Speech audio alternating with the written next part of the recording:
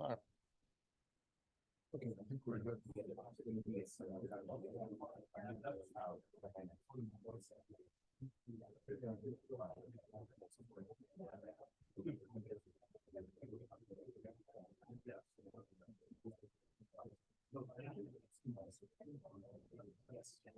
Right. That's right.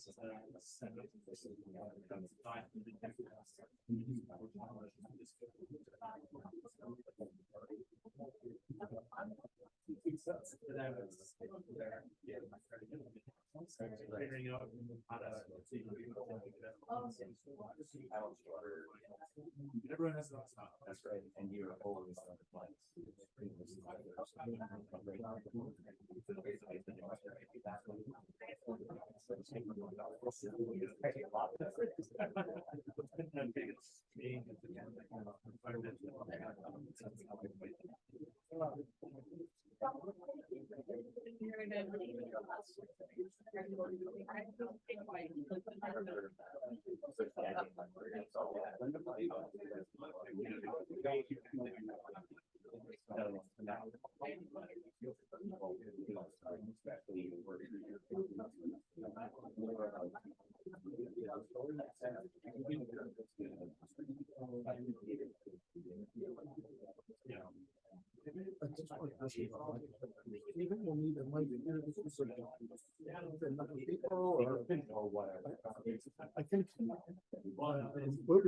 goes.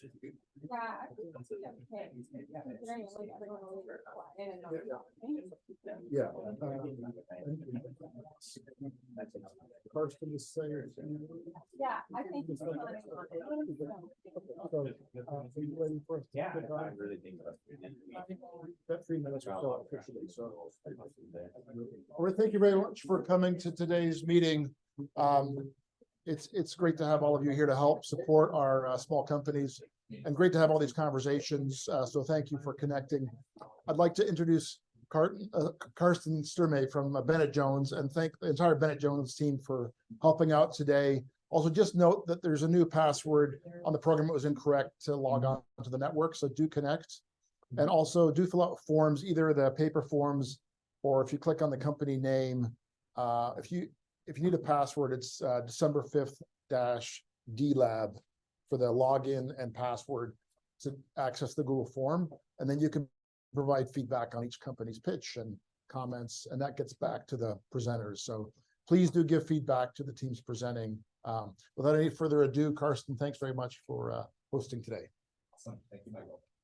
First and foremost, on behalf of Bennett Jones, thank you so much for joining us here today. It's wonderful to see a lot of familiar faces and a couple new ones.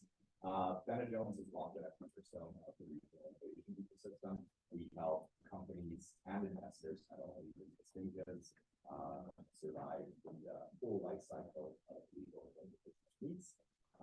Regardless of if it's helping a company operate effectively, finance wisely, or scale efficiently, we're able to help with the full scale of what needs. It's my distinct pleasure to introduce you to a couple of my teammates who are here today. So down there at the end, we have McMullen. McMullen is a corporate associate with a firm specializing in securities, transactions, and corporate governance matters. My friend over here, Ahmed Al-Mala, is one of our senior IP associates.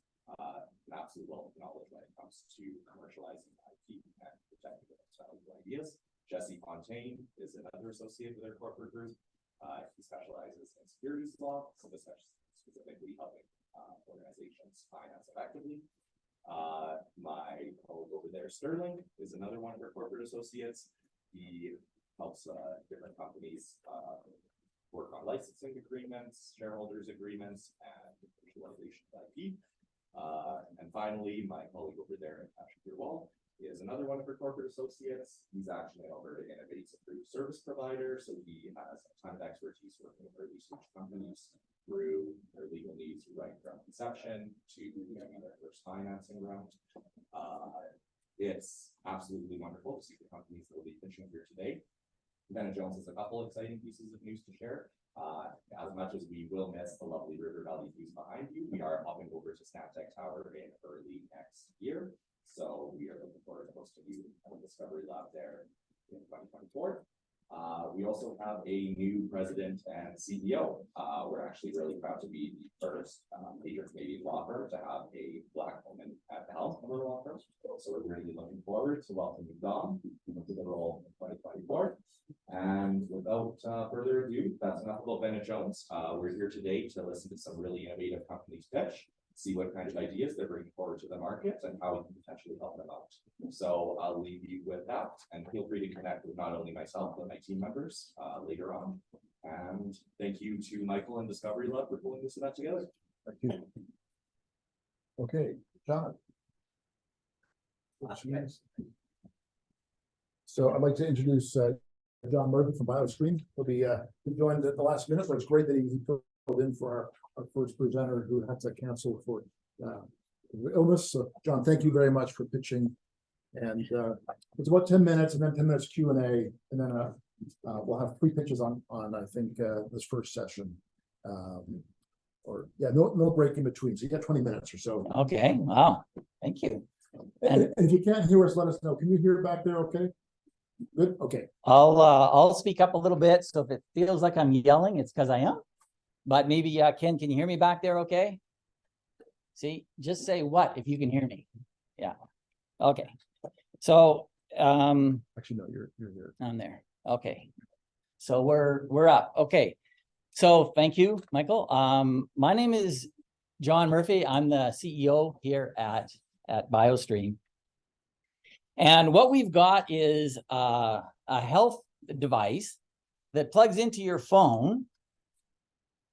And then we put a little drop of blood onto a consumable, a little test strip. You put it into the reader. You push the button. In 5 minutes, you get your results. And you're good to go. So if you go to the next slide, I'll kind of stand over here a little bit. So right now, testing is kind of a mess when you think a little bit about it. And the problem is we're bringing the people to where the test is being taken. And we've all been for a blood test. So right now, it can be expensive, but it can just getting there and getting back and whatnot goes everywhere from just inconvenient to actually life-threatening. And 2 good examples of a biomarker test, glucose and a pregnancy test. They're great examples of bringing the test to where the people are. And if you hit the next button there, but we don't have 2 biomarkers, right? We've got 26,000 biomarkers in us. So this is, there's a huge opportunity here. And if you go to the next slide, what we're focusing initially on some diabetes, and the wellness companies, they're real interested in testing for things like prediabetes and inflammation. And the reason is because it helps testing sells more supplements and diet plans. It just really drives the economics. Our other part of the customer base is companies that sell to the diagnostic side. So now they're selling tests to doctors, pharmacists, paramedics. And what they're looking for is a really quick results. If you're in an ambulance, it really matters if you can figure out if you're having a heart attack or a stroke within 5 minutes. If you go to the next slide.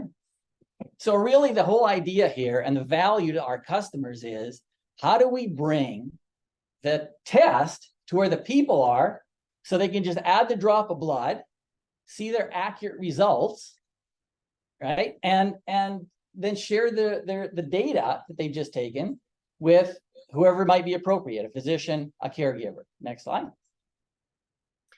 And when I say accurate results, what I'm talking about here is a test that's got lab comparable results.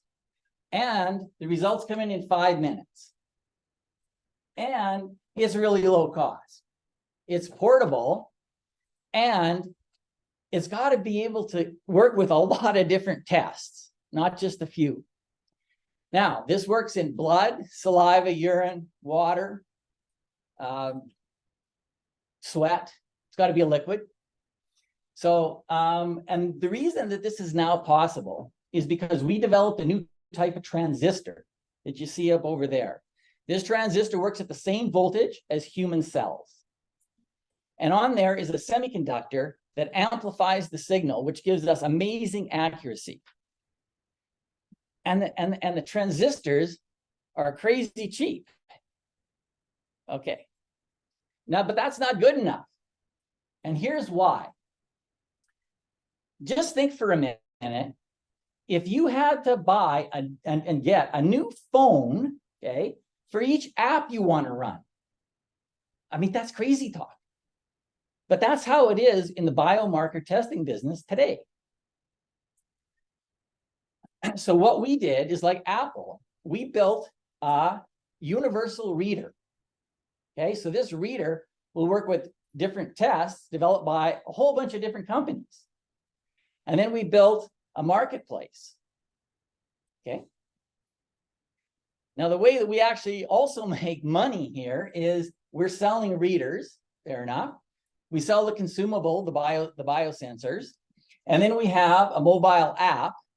So every user can actually, like I said, share their data, get it, review their results later on.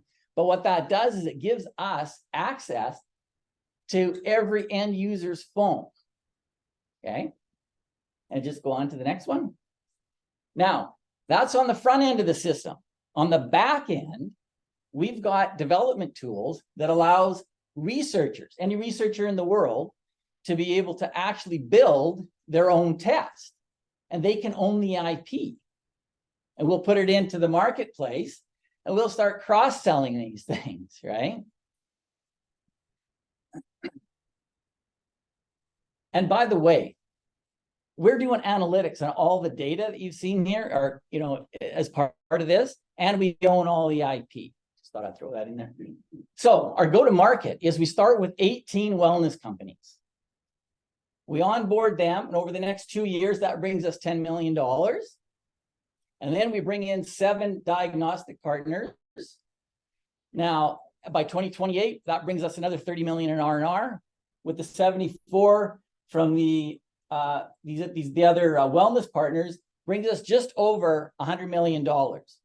We get a 10x multiple because of the platform I just showed you. That puts us into unicorn territory, and we get our investors 100 times return. Okay. So right today, what we're doing is we're engaging with universities, because this stage that we're at is about third-party validation. So one thing to show you all our data from our lab, fantastic. We need it third-party validated. That's the process that we're going through. And we've got a couple of early adopter customers. So this is kind of cool for us because it gets us a little bit of revenue. It also gets us access to some channel, and it also gets us more third-party validation. Okay. On the competition side, so the competition right now is focused on product. And I mean, we are too, but what we're focused on is a platform that we're delivering to an ecosystem. And right now, our transistors lets us actually compete with the inaccuracy against the very much more expensive, like $5,000, $10,000, $15,000 equipment. But we can also compete at the same time with price on the lower, cheaper lateral flow tests. And the reason I put us in that top right-hand quadrant is because we're the only ones that have a universal reader. Okay. A little bit about our team. So I've built and successfully exited software companies. Our Chief Scientific Officer, Shiraz, he was 13 years at the University of Alberta, a couple of years at Harvard, an expert in oncology, inflammation. We've got the biotech covered. Our CTO, Lee, he's developed and deployed enterprise software globally with security, the whole bit. This team has built devices in the past for companies like Canon, Amgen, and General Mills. And if we go IPO, then the chairman of our board here, his name's Al Berkeley. He is the former president of NASDAQ, the former executive director of the World Economic Forum for the United States.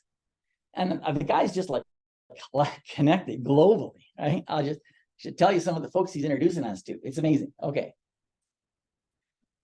So right now, what I'm looking for is $500,000 as a bridge term. And here's the thing. I've got customers that I need to deliver these to, and I need to get into some manufacturing, because this is just kind of crazy that I'm the holdup to our own customers. Like it's really interesting. So right now I'm looking for a bridge round to be able to do that. We've filed some patents. There's patents filed on this, but we've got more to go. We've got a whole patent kind of plan that the lawyers put together, and I need cash to be able to actually just continue on with that. And then, of course, like I said, third-party validations, because this is all about just show the tech works in multiple different scenarios, okay?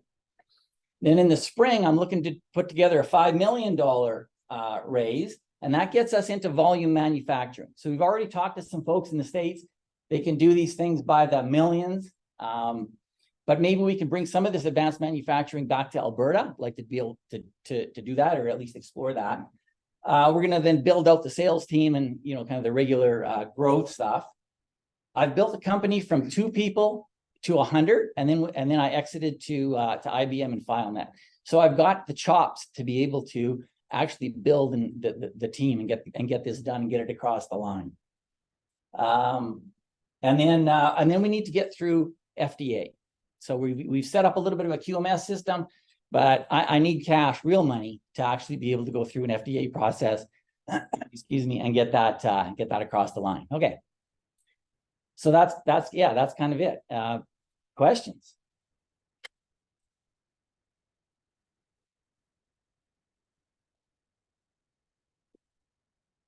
Yeah. Remarkable presentation. Great looking company. I have a question. I may have missed it, so forgive my ignorance, or if I didn't hear it. But the marketplace, I say you own the IP, but you made this, you use as a relationship, the app developers. How do you attract partners to your testing site if you own all the IP? So anybody that builds a test, so there's 200,000 biomarkers. There's researchers around the world that are very familiar with how to build, work with a biomarker. So we give them the functionalization protocol, the instructions to build their own test, and they own the IP to this. They own the IP, they own the brand, right? Just like Apple, when you go to the App Store, Apple doesn't own all the apps. Now we're making money off of anything that sells, let's be clear, but they own the IP, they own the brand. So they're making money off of it too. Yeah. Have you ever found a biomarker that didn't work? Well, so right now we look at proteins and then metabolites and hormones. So there are some that right now we're looking at that are really, really small, hormones and specific. And so now we're looking at whether we attach an aptamer. So the way this kind of works, can you go to the next slide?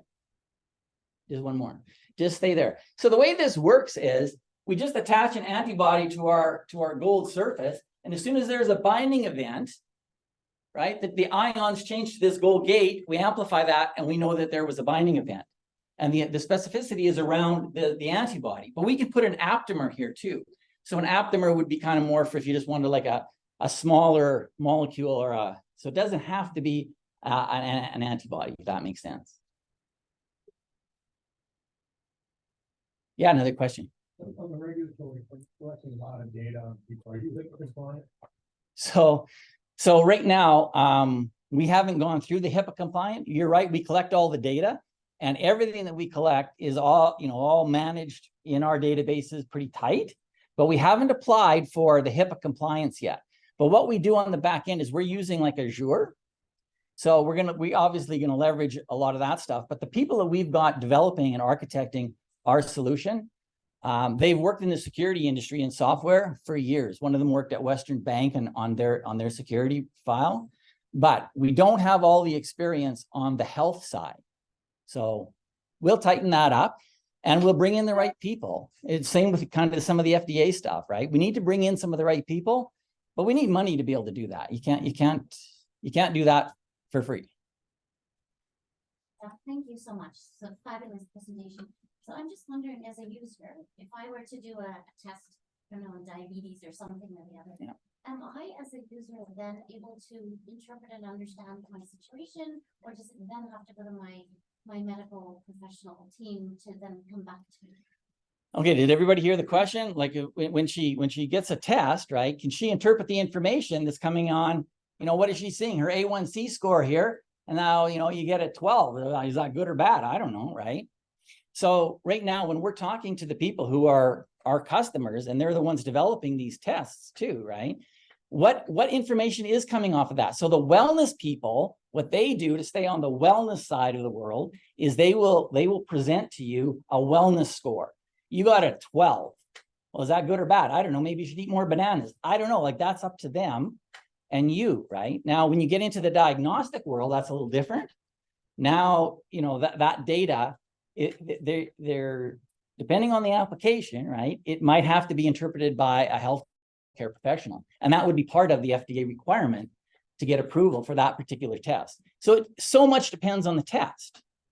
I don't know if I answered your question properly. Okay. And can I just ask one more question? Did you say you're bringing the company back to Alberta? Did I hear right? No, we're here. I've been in Alberta all my life. I've only never been. Oh yeah, of course. Yeah. Yeah. In manufacturing, we've looked at the States because I needed millions of these things done. And then I just wanted to make sure that we weren't developing something that couldn't be manufactured by the millions, right? Yeah. Question? Thank you for the presentation, John. Lovely. A couple questions related to IP filings. First of all, are you mostly pursuing patents in US or US and Canada? What's your general strategy for that? Yeah, so right now I'm just firing provisionals out as fast as I can. And then, you know, whether or not we actually file like a year from now, you know how that goes. It will do US and Canada, and then we're looking at Europe. I mean, we're talking to some NGOs that are really quite big. Gareth, he works for World Health Innovation Summit. He just raised $17 billion. He's got a very global view of this thing. And so now we need to also think globally. And it's kind of over our pay grade a little bit on some of this, to be honest, right now. Yeah. Just to build on Carson's question. So what does the IP cover? So the IP covers, we've got our own IP around the sensor, the semiconductor, the formulation of the semiconductor. So this whole consumable, and then we've got specific IP in the reader as well. Yeah, and everything else is just clever engineering. Yeah. Look at here. It connects to like a phone. So you're able to connect to any phone or just my phone or a license or something. Yeah, so the connector is USB-C. I put a different one on here because I have an iPhone, but iPhones are going to be going to USB-C too, and we might. It's all about the little dongle that we put on here. So we'll come out with USB-C, and then whether we have a little adapter for iPhones, I don't know. We're looking at it. So it'll be any phone, but it's got to be a smartphone, like, you know, yeah. Question on the revenue model, you mentioned the $100 million forecast for 2028. Is that through IP royalties, is it through licensing, or? Okay, so right now we have revenue coming in on a couple things. One of them is services, because people want us to actually build tests for them. Like I've got tools that let them build their own, but yet they want us to do it. I don't know. I found it amazing. But so a little bit of that, but most of it is selling readers. And then actually we've got a research kit that goes out that sells blank ones of these because the researchers just want blank. And then part of that is those wellness companies are selling actually functionalized sensors. And this is where the big money is in this consumable. And that's what kind of drives it up. For the $1 million that we're talking about, everything ramps over time. And so within the year, we don't have that much time on the ramp. So a lot of that is services and readers to get going. It'd be like J&J purchases for your tests? So J&J would be a partner because they're really interested in things like, you know, like maybe diabetes or whatever, right? And so they would be a partner that would then put their name J&J on here. Yeah, as an example. I'm not sure if I answered your question quite right. Okay. What's the liability stuff to look like on false negatives and false positives? When you're handing this medical diagnostic to the law, to me, and I'm an idiot. And do I make a mistake? And then do I get to sue you later? How does that come back?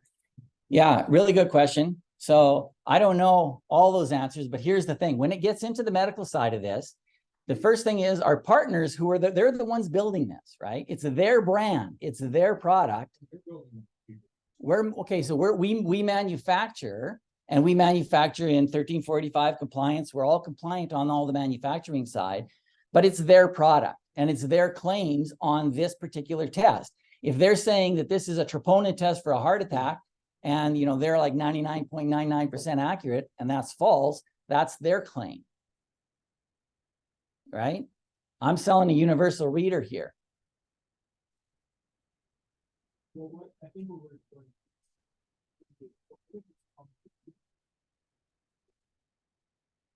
Yeah. So fair enough. If the reader gives the wrong diagnostics is the question, then I mean, right now we put as much kind of legalese stuff around. This is only fit for a screening. It's your best guess. Now when it goes to FDA, that's different. Now the claims can be different, and this is manufactured properly, and those claims have to be supported by data like any other device. Thanks so much, John. Okay. Great talk and great responses. And we have our next presenter. Jefferson is just about ready to start. So do fill out your forms if you could. If you need more, there's lots more. That gives them some feedback, and we'll share that with you as well, so you get the consensus. It'll be anonymized as well.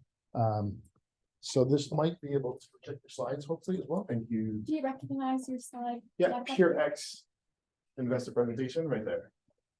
Slide? Yeah, that's one. Is it that one? Okay. Perfect. Whenever you're ready. Let's see if this thing works. Excellent.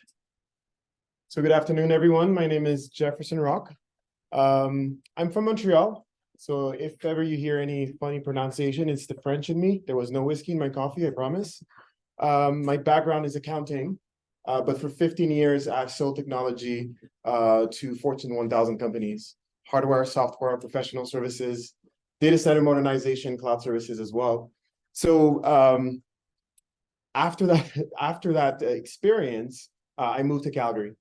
And for the first time in my life, I experienced anxiety for 6 months, symptoms that I couldn't understand, couldn't really articulate what I was going through, and it kept me really isolated. So leveraging my experience with reverse engineering business problems, I applied this skill set to my problems and look at the reason why I was feeling isolated and why I couldn't speak. And the notion of emotional intelligence led me to the path of collective wellness. Being emotionally intelligent is understanding who your symptoms, your self-awareness, your social awareness, your relationship management, and your self-management as well.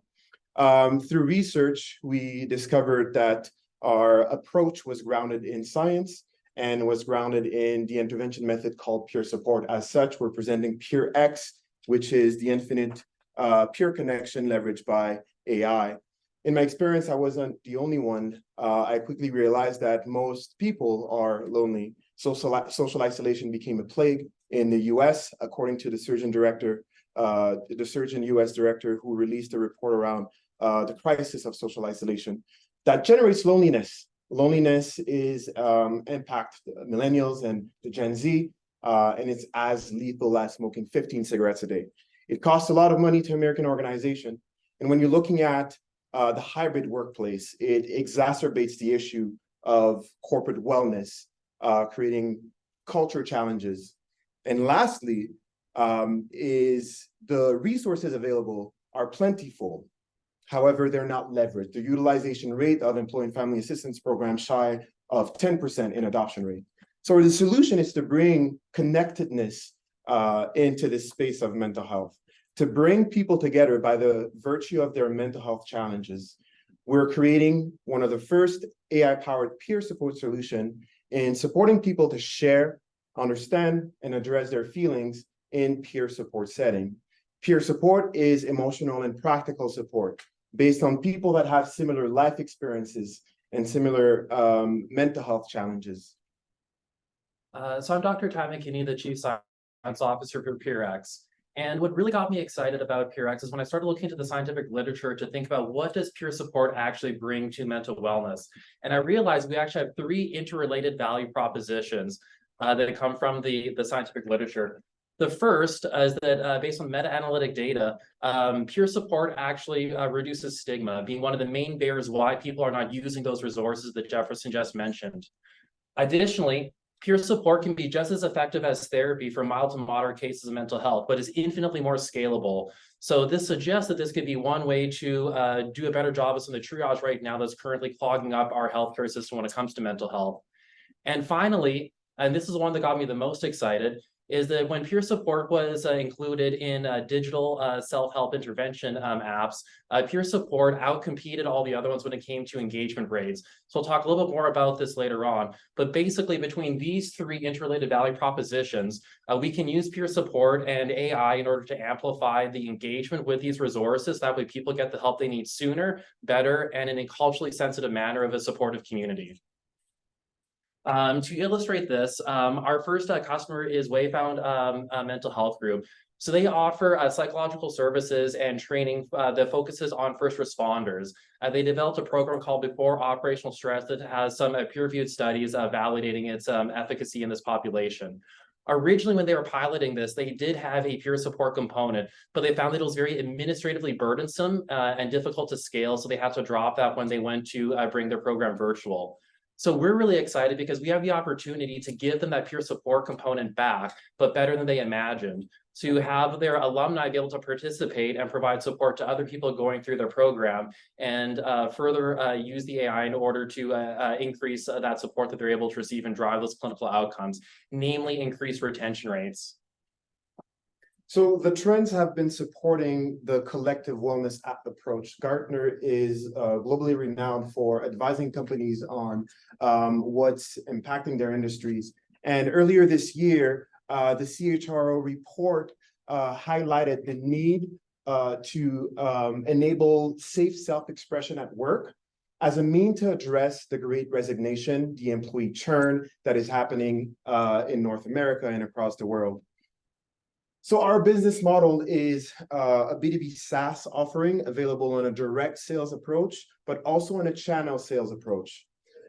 We will start pilots for a limited time only to prove to support the market pool and prove our point. The average contract value should be $250,000 for 24 months of overall subscription. At the lower end, we're talking to clients that the smallest client would generate $6,000 in monthly recurring revenue, and the largest client that we're talking to is a $55,000 monthly recurring revenue. The customer lifetime value of any organization that retains software is 8 years, so this would be just over $2 million in customer lifetime. The partnership with Wayfound is very strategic because they serve both as a direct sales to service their patient population, but because they have this unique angle to first responders, they service police force, EMS, firefighters, and lawyers. Believe it or not, lawyers are considered first responders.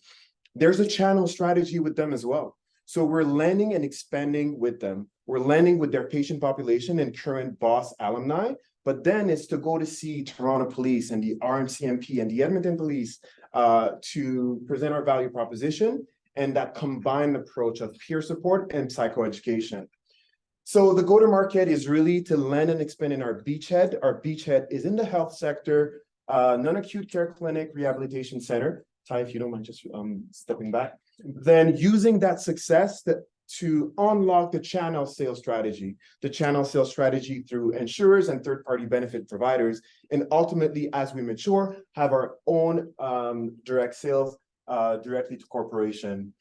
So we have an active and growing pipeline. Some of these prospects within the beachhead have signed LOIs already. The last time I pitched at the DiscoveryLab event, I'm proud to say that Longview was a potential meeting, but today we have secured an LOI with Longview System based out of Calgary. We continue conversation with Deloitte and Mercer that sees the value of peer support. But the total addressable market in Canada is immense. We are sector agnostic, geographic agnostic, but we remain focused in healthcare where we already have a signed contract with Wayfound, and then we'll move to benefit providers just like People Corp, Alberta Blue Cross, hopefully, but there's 70 of them in Canada, so the market potential is huge. So when you think about the competitive landscape, it's really important to consider that we're trying to create a new category of delivering help with the continuum of care model. So rather than competing with all these existing solutions, we actually dovetail with them, meaning we want to increase their utilization rates, and that way they can do the work that they're better situated to do. However, we do have a number of direct competitors. And overall, since we're going to be partnering with organizations like Wayfound, we're going to be able to launch with high quality psychoeducational content to directly start boosting outcomes and get that increased engagement from our end users. And compared to some of our other competitors, they may offer a couple of the AI solutions that we're implementing, but we're going to be offering a much more comprehensive suite that will overall be synergistic to really drive up those utilization rates as one of our key outcomes. And this is getting at that specific issue. So this is one of those papers that I mentioned earlier, where again, if you look at the peer support, it overall has the highest installation rate, open rate, median session time, as well as daily active minutes used. And importantly, people actually stay on peer support apps longer compared to apps that don't use this approach. So overall, we're really trying to change the narrative to actually get people engaging with their mental health and wellness rather than avoiding it as the current system is facilitating. Thinking about our roadmap, right now we're already able to deploy 13 initial AIs as part of our platform that we'll be doing with Wayfound. And this is to be able to identify, again, what are those social emotional gaps that are present so that we can iterate our technology and further increase that utilization rate. And overall, we will be able to use this pilot data to validate our clinical outcomes in order to go towards the group insurance providers to be included as part of their packages, since we will overall be a net positive when you consider the increase in utilization rates and how that will drive down the cost of healthcare over the long term. Thinking about the IP strategy, as I mentioned, we have 3 different AIs currently implemented into our system. 13. We're going to be using our pilots in order to collect additional novel data to train even more AIs as a comprehensive set. Right now, we're working with Elevate IP based out of Innovate Calgary in order to try to articulate what is the best IP strategy going to be to protect this, whether or not it's a trade secret approach, which is very common within software, or to get patents, which is common in other areas as well. Now, as far as the benefit for organization, which is the end client that we're going to get past the market pull, past the market fit, corporation, it's a slam dunk for organization because the early intervention provides more return in terms of ROI than reactive solutions. But most importantly, the culture of the organization overall is improved. We're a team of, we're a small team, but mighty. We carry on average 15 years of sales. Our chief operating officer is an MSW and has worked in organizational health, corporate benefit. Our tech guru, Benjamin Nkeska, was protecting financial data when he was director of AI at ATB. Ours truly, our favorite nerd, Dr. Todd McKinney, and our dev team. We've been supported by business advisors to help avoid pitfalls. This is the history behind our startup. From the ideation, we've done research, 8 months of research, ethnographic study that surfaced the evidence of our approach. That triggered my full-time involvement. I didn't have the right team when I started. Hiring your best friend to go and build a castle is not the good strategy when you're doing a startup. So glad we were able to build a dream team of people that are focused, dedicated, expert in their domain, and that gave more focus to our approach. Signed our first customer earlier this year, and we are contemplating Creative Destruction Lab and Plug and Play, and we also have a more focused pipeline. So we're raising 1.5 million on a convertible note with our lead investor, Neoterra Capital, out of the US, coming in with $500,000. We're hoping to secure that in the next 90 days. We currently, the last time we talked, the last time we pitched at the DiscoveryLab event, we only had 1 LOI. But we went to work and we have an additional 4. So we are going to do research with the University of Alberta. Wayfound wants to take us to Toronto Police. Health Cities want to open up the opportunity with community-based organization, Longview System, Stonehall Recovery, Simon House, and the pipeline keeps on growing. We have a strong strategy to get to 12 million in the next 3 years. It starts today. The orange column is our beachhead segment only. We're moving from 100K this year to 500,000 early next year by adding 4 additional clients within that same space.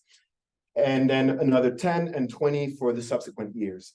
If you're looking at the dark blue column, this is one insurer that carries 16 million members, 1.6 million members across the nation. There's 70 insurers across Canada. So the progression is going from 1% of adoption on a channel sales strategy to 5% in 2025, and then 20% in 2026. So from an investment perspective, we're currently doing the pre-seed. Securing an insurer will trigger the seed fund to accelerate our market in the US and then in the UK as well, where we see a huge need and ultimately grow from there. We're already supported by the Investment Readiness Program and our CRAP, Alberta Innovates, and we have technology development partners as well. I'm happy to answer any questions you have at this point.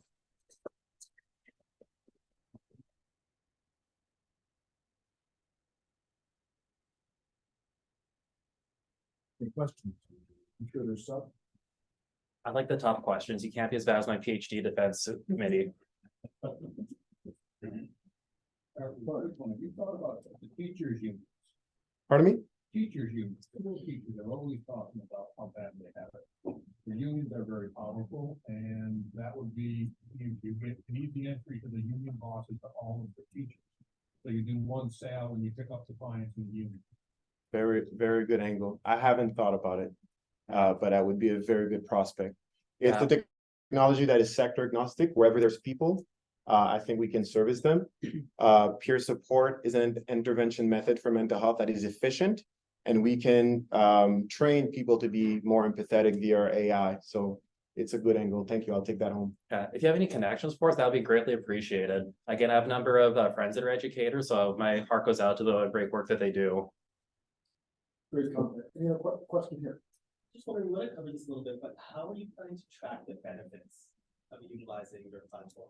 Like for the Good call. Yeah, so basically within the app itself, we'll have a number of individual resources articulated based on either their employee assistance program or their benefits. And then we can actually track how those links are being shared among individual members. And then the benefits providers themselves will track the actual utilization at the organization level. So we can use a combination of those two strategies to articulate which ones are being recommended, which ones are being used, and by extension of the clinical data we're collecting, which ones are actually driving the outcomes that we want.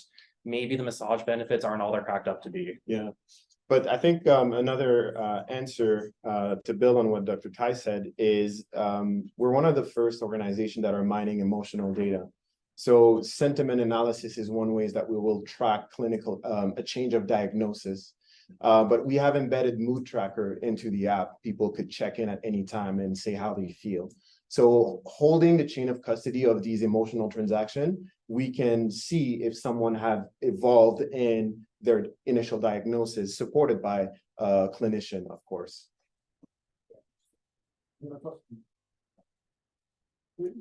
Please.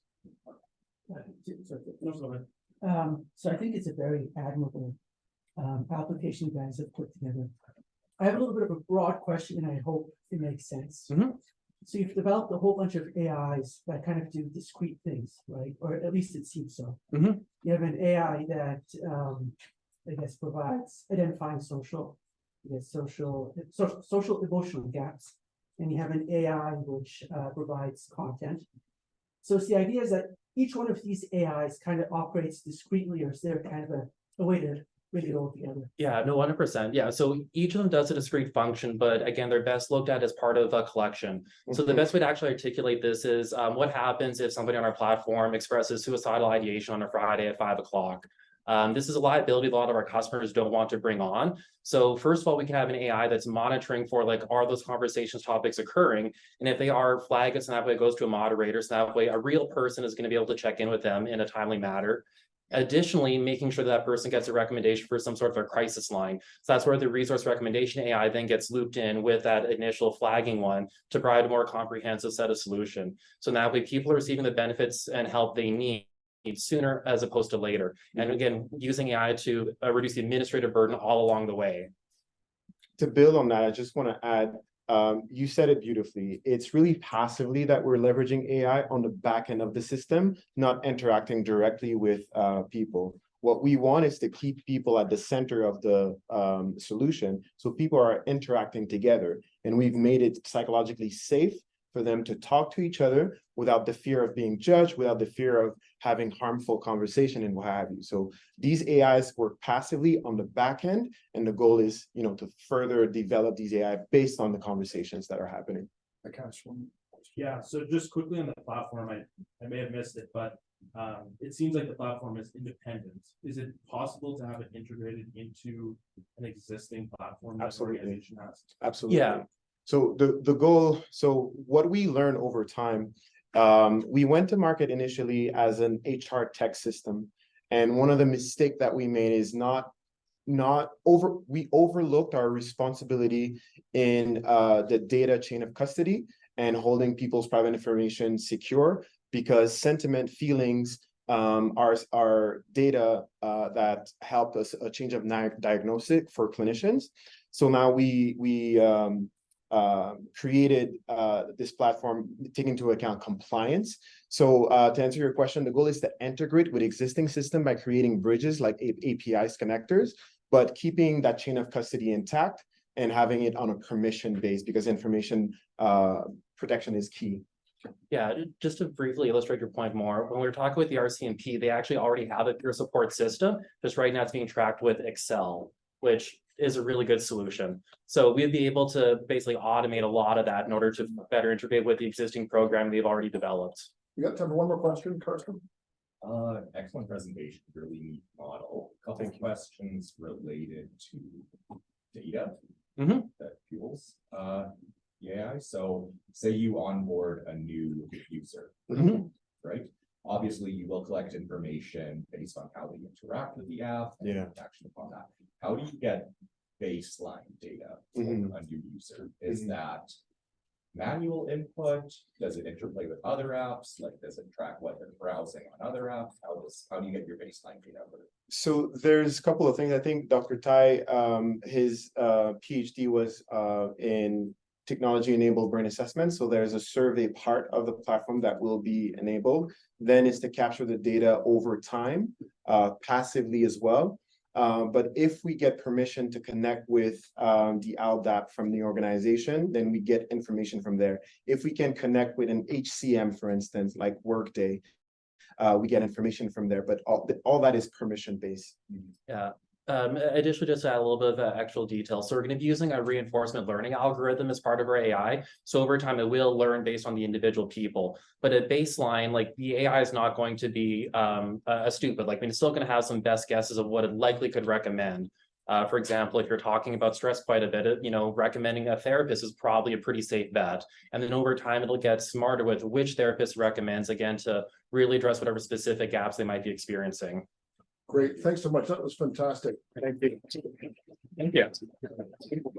Thank you for filling out the forms and giving these guys some more feedback. So either online, can people access the forms online? Has anyone got any problems accessing using December 5 DEC 5-DLab? There's nothing as well.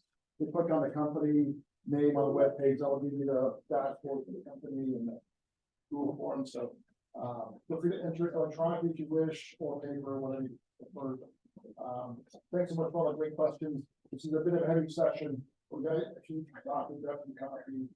Let us know if we can get one for you. Our next presenter is Peter, and he's presenting on the firewall. And I'll let you introduce yourself. You'll do a better job than me. Wildfire Robotics has dealt with firewall. Looking forward to hearing about it. Thanks. Awesome. Thanks so much for having me. So my name is Peter Root. I'm the CEO and co-founder of Wildfire Robotics, and we're formed to make a difference in wildfire containment with robotic fire breaks. And I'll start by asking everyone here to think about their relationship with wildfire. And I'm sure it's something that changed over the past summer. So this is my reason. This is my 8-week-old son, and I think deeply about what his future may look like. Is he going to be covered in smoke like we have been for the past 5 years here in the West? Will wildfires burn and consume communities? Will he see ecosystems destroyed? What will it look like? But my relationship with fire actually started like a lot of Albertans 7 years ago when Fort McMurray was basically destroyed. And I had two friends living there, and they were given 15 minutes to pack up their things, including their young daughter, and flee. And they came back to ruins. And I got thinking to myself, what can we do in the wildfire space to improve the situation? And as I researched wildfire, I realized that these are indeed getting bigger. They are indeed getting more intense, and they're damaging more than ever before.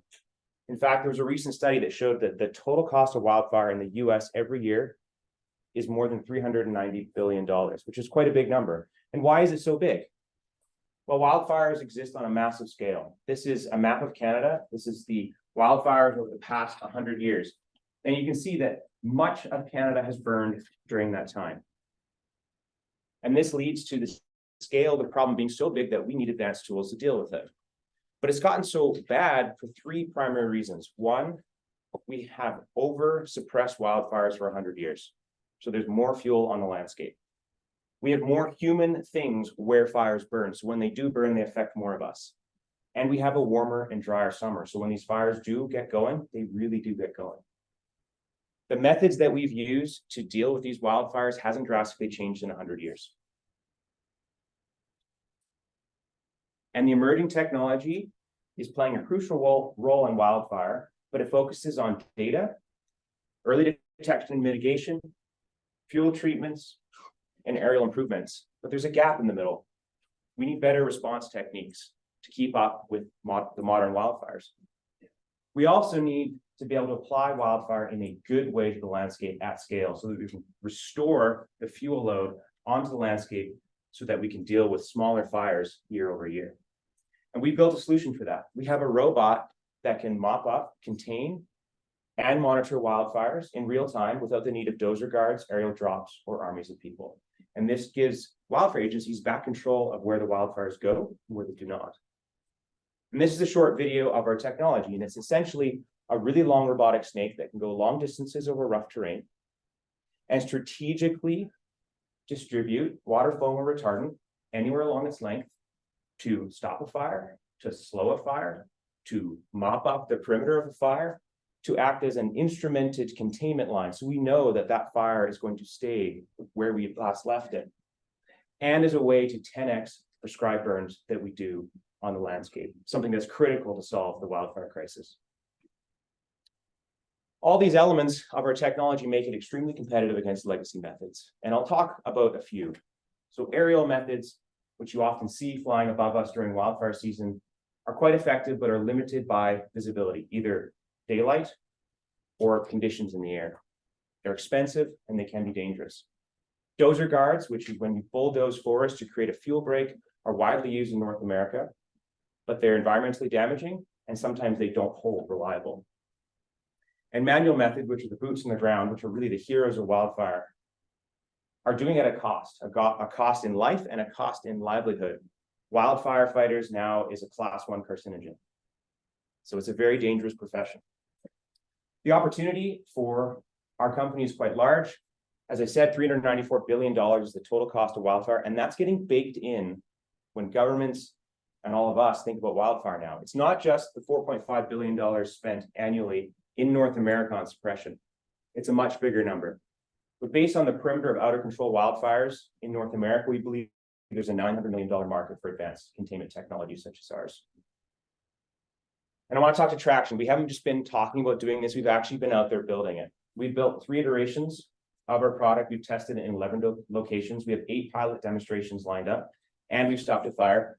This image is myself and my co-founder with someone from Alberta Wildfire and FP Innovations. The 2 critical keys to getting any new fire technology to market in Canada.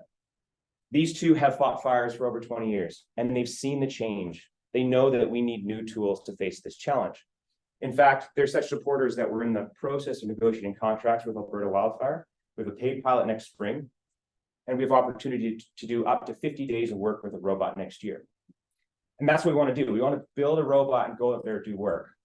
Because 50 days of work, it's not showing up there. That's okay. So we're there. It's about $500,000. And ideally, we'd like to build 2 robots, one to service Alberta Wildfire and another to go operate in as many terrains, jurisdictions, and operational settings as possible to learn very quickly about our technology and the market. Our business model is to provide service to wildfire agencies and private asset owners that want protection and move into selling these as OEM units to municipal fire departments. There's 17,000 of these in the US alone that deal with wildland urban interface fires. And the goal long-term is to get them insurance so they can underwrite properties that they currently cannot. And we've seen that in California right now, that there's an insurance crisis. Using this model, building 5 of these systems by year 3, we have a potential of earning just shy of $8 million in a single year. And we expect our number of units to rise to over 100 by year 5. We have a very small and mighty team. My co-founder and I have worked together for a decade. I've exited a company and he's exited 3. And we've built this type of technology before and operated it in really harsh environments. So we're the right team to build it.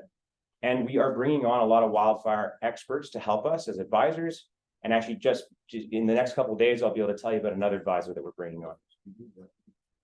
We're looking to raise between $1.25 and $2 million pre-seed to support the build of those 2 robots, operating them over 2 years, and building that credibility I talked about so that we can scale up from there. Coming back to your relationship with wildfire, I'm going to ask, what do you want to see in the future? Because this is a problem that we really made our own bet on. We stopped fires from burning at scale. We put human things where they burn, and we contributed to a warmer and drier summer. And the solution is quite clear. Wildfire practitioners agree on it. We need more good fire in the landscape, but we also have to deal with the wildfires we will experience from now onwards. We will have another year like 2023. And Wildfire Robotics is uniquely positioned to service both of these needs, putting prescribed fire back on the landscape and increasing our capacity to deal with the ones that occur naturally. Thank you very much for your time, and I look forward to your questions.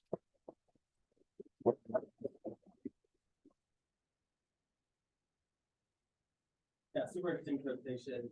Love the product. What are you going to talk about the products itself? Like, Sure.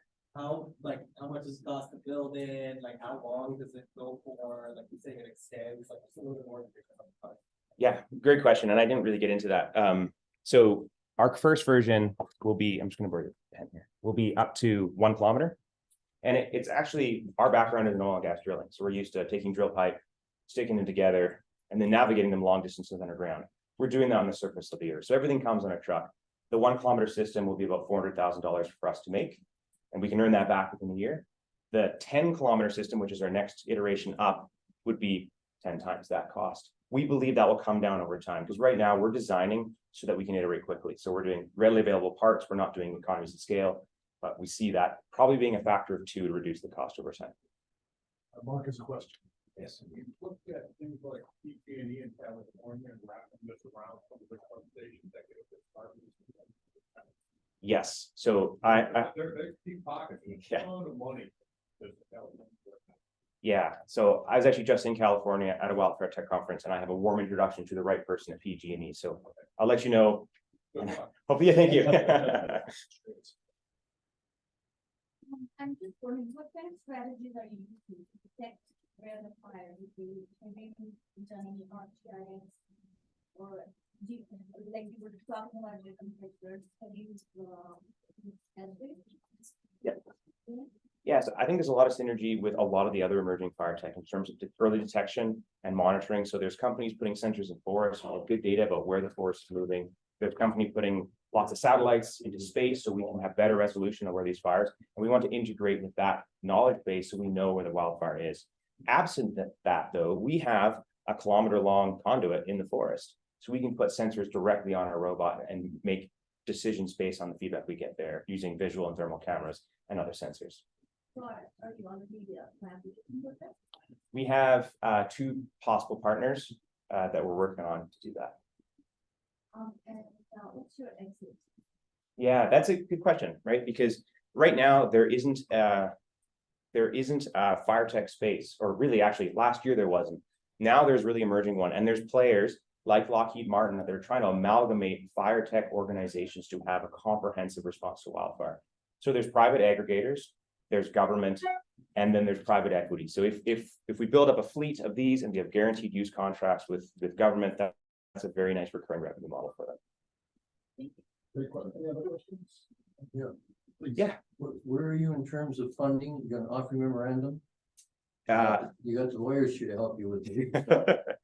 Yeah, so we're in the early stages of a raise, really only started about a couple weeks ago. We're looking for between 1.25 and $2 million on a safe. Okay, years ago, when I was younger, I helped sell $800,000 worth of equipment to Pacific Tel. That's important, okay? Okay. Unfortunately, that company went down the tubes, and so they probably have pictures of me with the post office. Watch out, this is gonna sell you stuff, right? Yeah. I can help you out. I appreciate that. Thank Any you. other questions or recommendations? Just wondering about how fire resistant or how heat resistant, like if you have a very high heat, does lubrication or jointing still work? Yeah, so we're flexible we're a solid material that's flexible rather than having joints, because that's very expensive to do. Like the MIT robots you see that all articulate, that would work, but it'd be too expensive. We think about fire or heat protection by the water we have available to cool the system. Fires can be extremely hot, 400, 800 degrees Celsius, and to design a robot to withstand that wouldn't be practical. And one anecdote I can give you is that BC wildfire fighters often dig about a 6-inch trench to lay their hose in, and that's often enough to survive a passing wildfire. What kind of material is it? Our material is a mixture of plastic, aluminum, and electronics. So we're not trying to solve the problem with material, because those materials are really expensive. Yeah.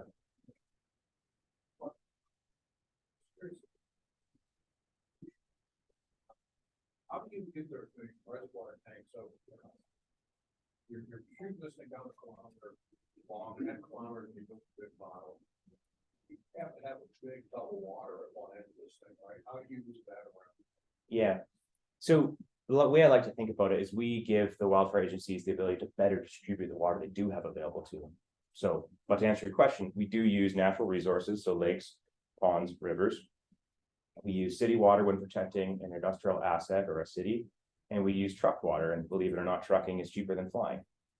And the other point I'll make is we have control of every single nozzle on the system. So we only have to put water where we think we need to for the strategic benefit of stopping the fire. And that's a really critical piece. If we were just pumping water out from everywhere, there's no way we'd have enough water. Have you done any toxicology studies on the environment of the fact that you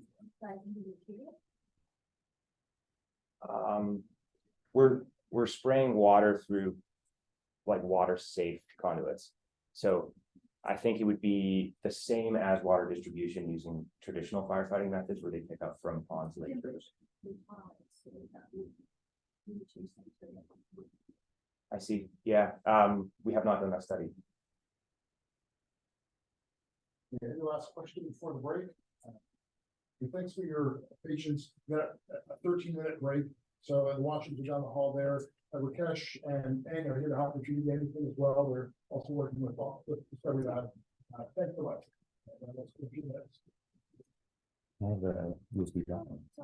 That's okay. That's okay. Here. What about the rating for the mic? I got your presentation. I did that right. Yeah, I have it right here, and I'm just going to give it to you. And so. Get on here so that. Yeah. Yes. How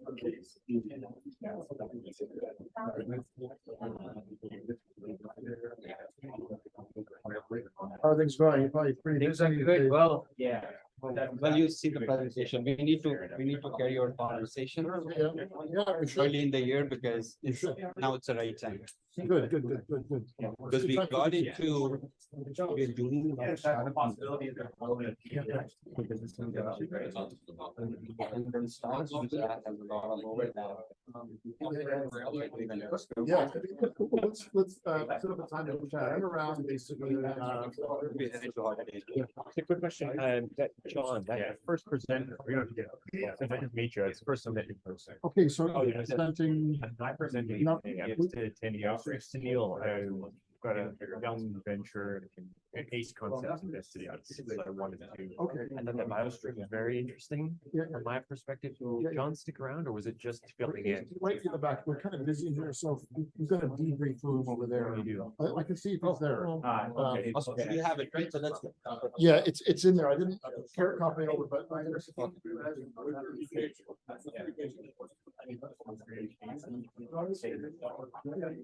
Depending on what your company's meant for, but that could be.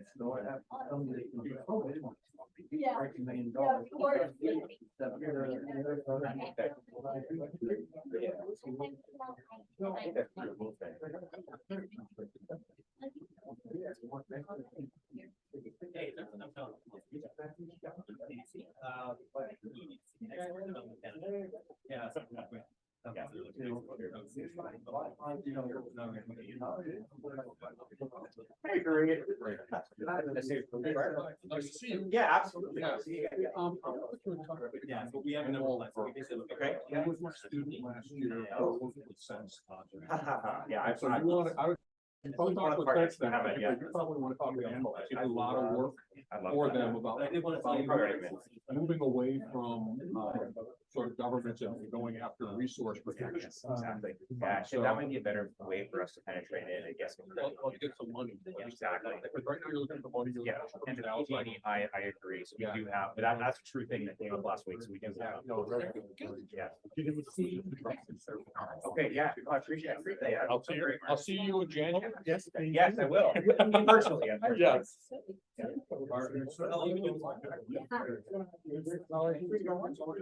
Yeah.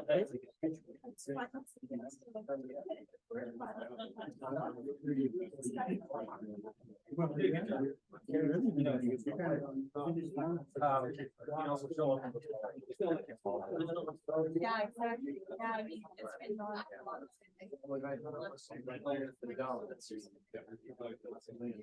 Yeah. Right. Okay, gotcha. Yeah, we were really great.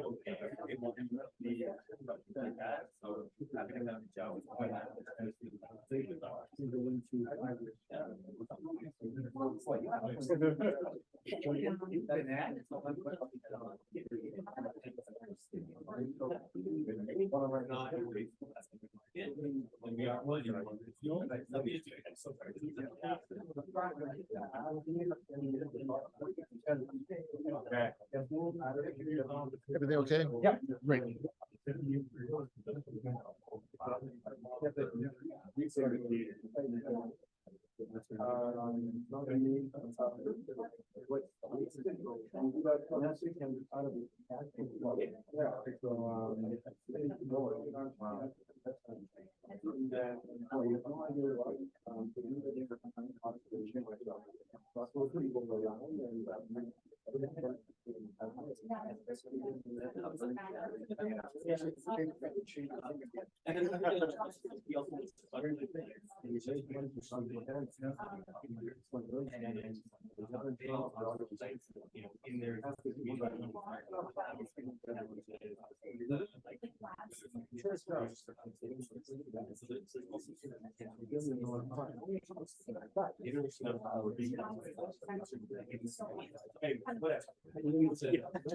Say hi. Thanks for coming. I really appreciate your questions and coming here today. Yeah. Wow. This is my first event and I hope to join more in the future. Yeah. Please. I knew that venture capital based in Calgary. Dealing with her company. Yeah. Sometimes I felt pretty, that's pretty connected. I've been to this kind of like, okay, I gotta connect to this stuff, like, yeah, I built this stuff in that time. Why that was like, if there's that way, you can run the ball. I would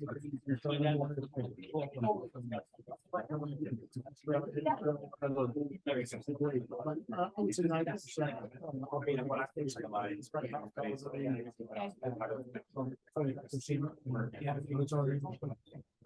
Trying to make it easier. For people to connect quality companies, quality investors and advisors, and just help you guys.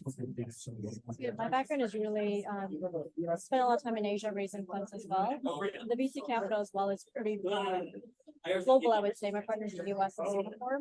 So hopefully at some point we can maybe bring investors in. But also get a customer event with you where we target your kind of your sector, your community. We try to make it as easy as possible and it's enjoyable. So you get to meet some other investors, often work together. The universities are also looking to invest in, but they also other investors to kind of scale their funding because they might have things like millions or something. But a lot of the companies like the biotechs and energy, so working together is really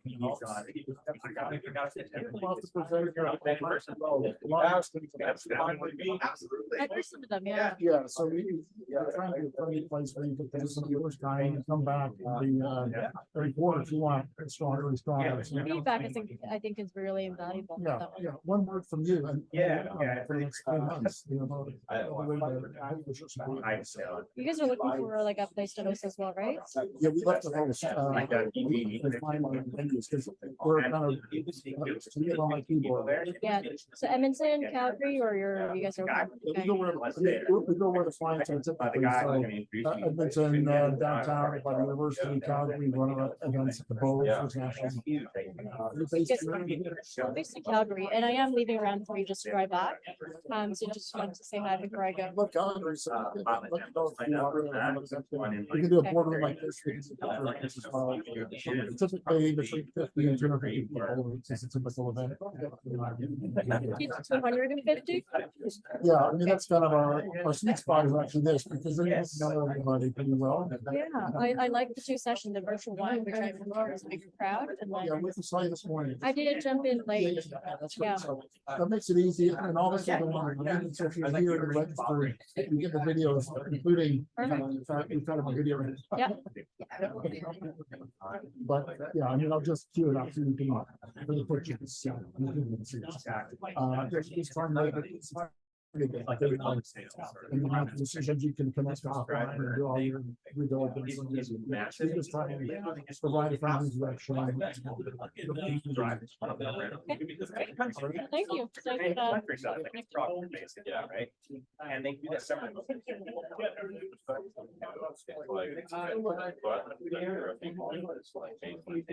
That's right. Yeah, it's like. Forecast, that's a lot more predictable. Than if you're waiting. We eventually get very used to very sweet, very sticky. Basically, you and then if you do work, you get higher. Guaranteed this much in a bad fire year. Yeah, to complete that with I think we have yeah, it's like they have like then you can do your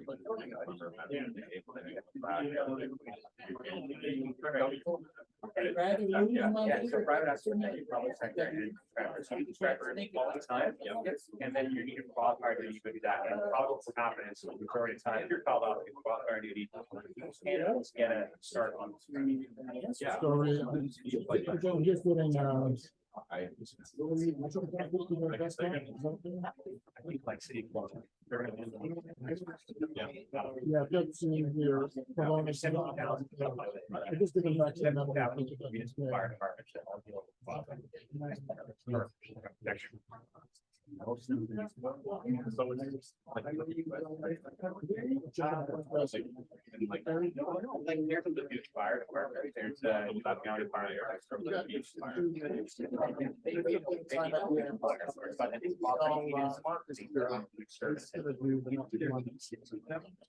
The robot is in the box. You say you pay out a great for our individuals. I came up with a lot of All those things. Yeah. Yeah. Yes. Yeah, I know. I think. I mean, I guess you know. No, I do, but I think. Proper agency really well, honestly. I'm thinking about 2014, it's their job is to go out with that fire out.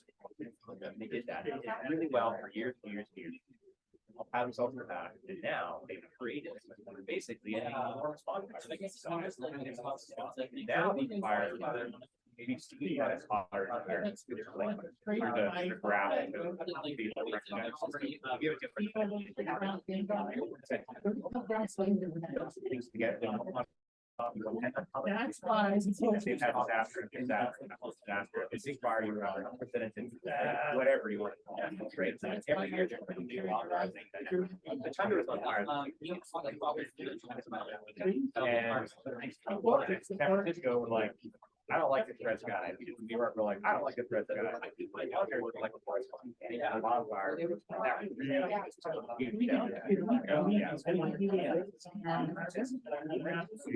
California fires that year.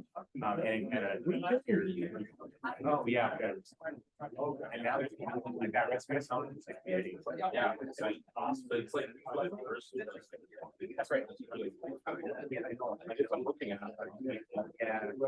I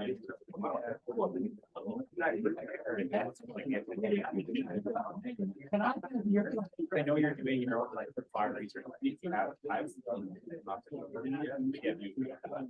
But I mean, like, again, I think it'll be like. I'm happy to introduce.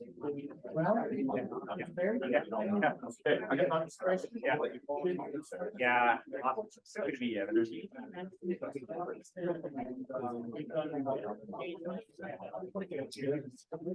We're gonna.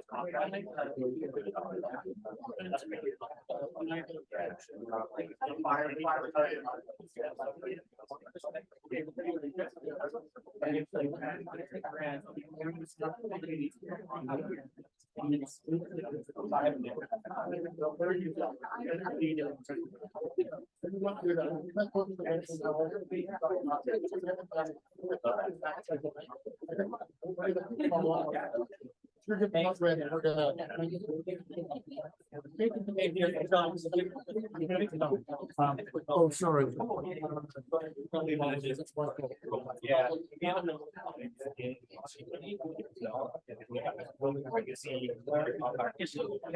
So I never like. So came here which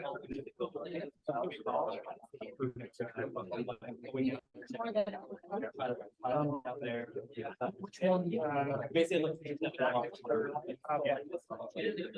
go back up on directory. Okay. And are they like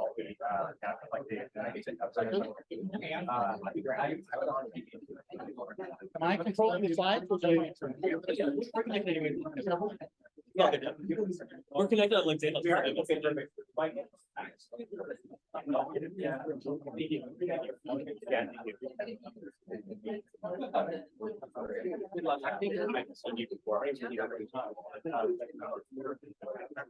You were at PRA.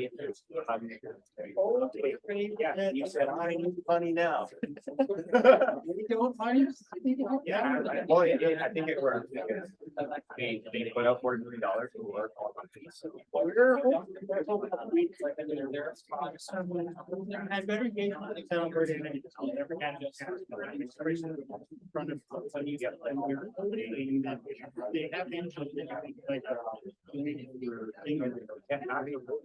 Best of luck. Absolutely crush it here. I like the broad options. Yeah, it does. It does. Yeah. Okay. Good luck. Thank you. How did your presentation go? I think it went awesome. Yeah, got some new connections, got some connections to mining companies. Still, and there's a lot of okay, yeah, I'm gonna step it, I think. Okay. Yeah. Sure, yeah, I would love that.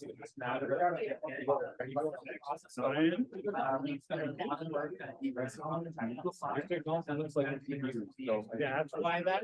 Yeah, that's. You only get the question, why don't you have on a post? And big brown things on there? Yeah. They're what you do.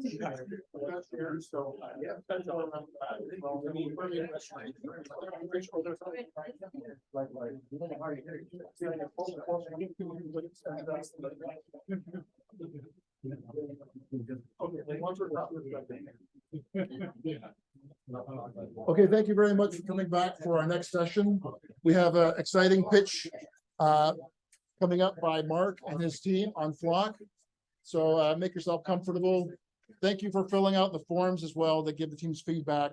Great to see so many conversations. I really appreciate all the networking. We'll have another break in 2 talks, so more time to chat, as well as reception at the end. So thanks again to Bennett Jones for hosting and all the great food and drinks. Okay, Mark, without any further ado, watch, I should say, sure, this is really rude. Please go ahead. Well, actually, yeah, and I have to apologize to Jonathan, who was chairing our last session, because I completely skipped you.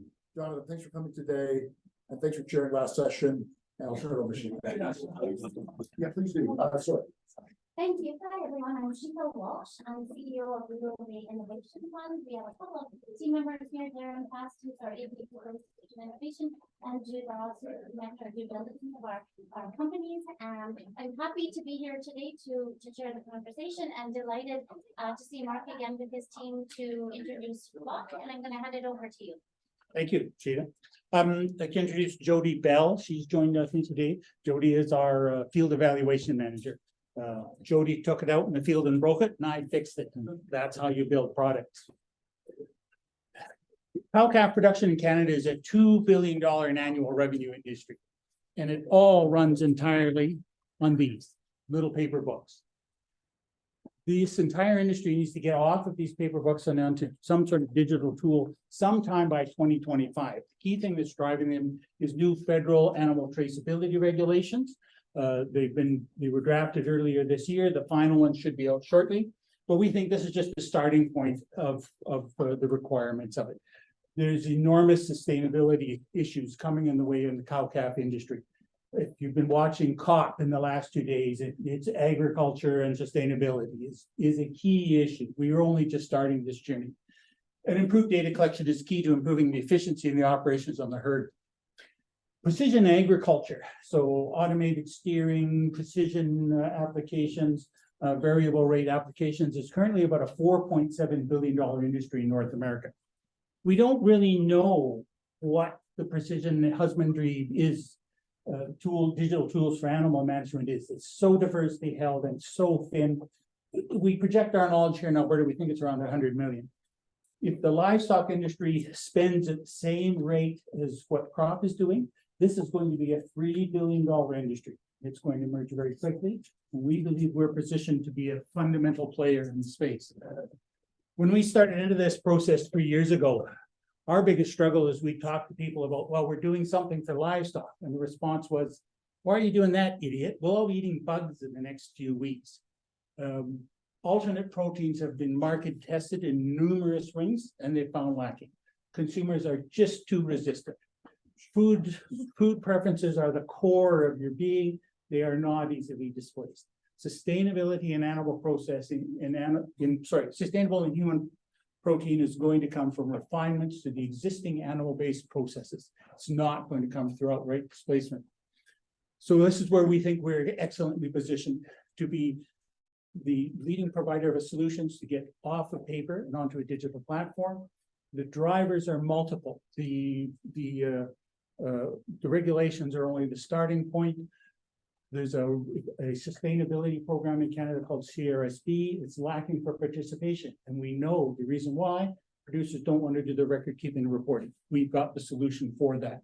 There was just a bunch of items in the recent federal audit re-arising the issues of antibiotic resistance. We know we haven't seen the end of that. Frankly, we think scope 3 emissions are probably the big dark bear scare standing in the woods. The current approach to this is kind of, well, it's kind of maybe sort of that number. We don't think that's going to be enough for retailers. You're going to need to be able to prove practices happen, what's happening in the field, and relate that to real numbers back to the retail. So how do we crack this nut? Well, what we did is we went back to basics. And we said, there's a reason why producers use these. They're affordable. They work in the snow and the cold. They're simple. I can give this to a 12-year-old kid, and in 30 seconds, he knows what to do, how to do it. So if you're going to replace this, you have to reproduce the functions that this has, affordable, all weather, not dependent on connectivity. And then you have to add the functions that we need to enter the digital age. The ability to deal with the RFID tags, the bit LTD tags, and the ability to deal with the connectivity off the farm. That's really the core of our value proposition. So this is so we came up with the Flokk. Our vision is a single device, digital, used every day by the rancher at the animal side to collect the data. And then we deal with, and our value proposition comes, and then taking that data and handing it off to the various partners and regulators transparently without any redundant data entry. We've removed the barriers to digitization. The current solutions in this space try to use tools that have been adapted from offices or from large facility-based units like feedlots.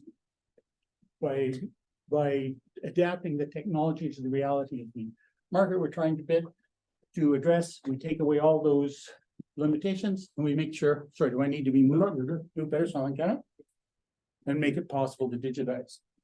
We validated in the field. We've done 2 years of testing at 10 locations here in Alberta, managing about 1,000 head. This was Jody's great job we did. What did we learn? We know that our basic functionality is correct. We know that the handheld works well in the field. We know that we can rapidly take a herd from paper records to digital without a lot of intervention. We also learned a lot too. We learned that all those things that sound really cool and would really save a lot of time sitting in the lab don't work on the field. We stripped out a lot of functionality to get back to the core of what works in the field. Identified and resolved a whole whack of issues. There's still a long list of issues that need to be resolved. Those are all online if anyone wants to go dig into the gory details. And we know that we need to move from these prototype handhelds to a production device.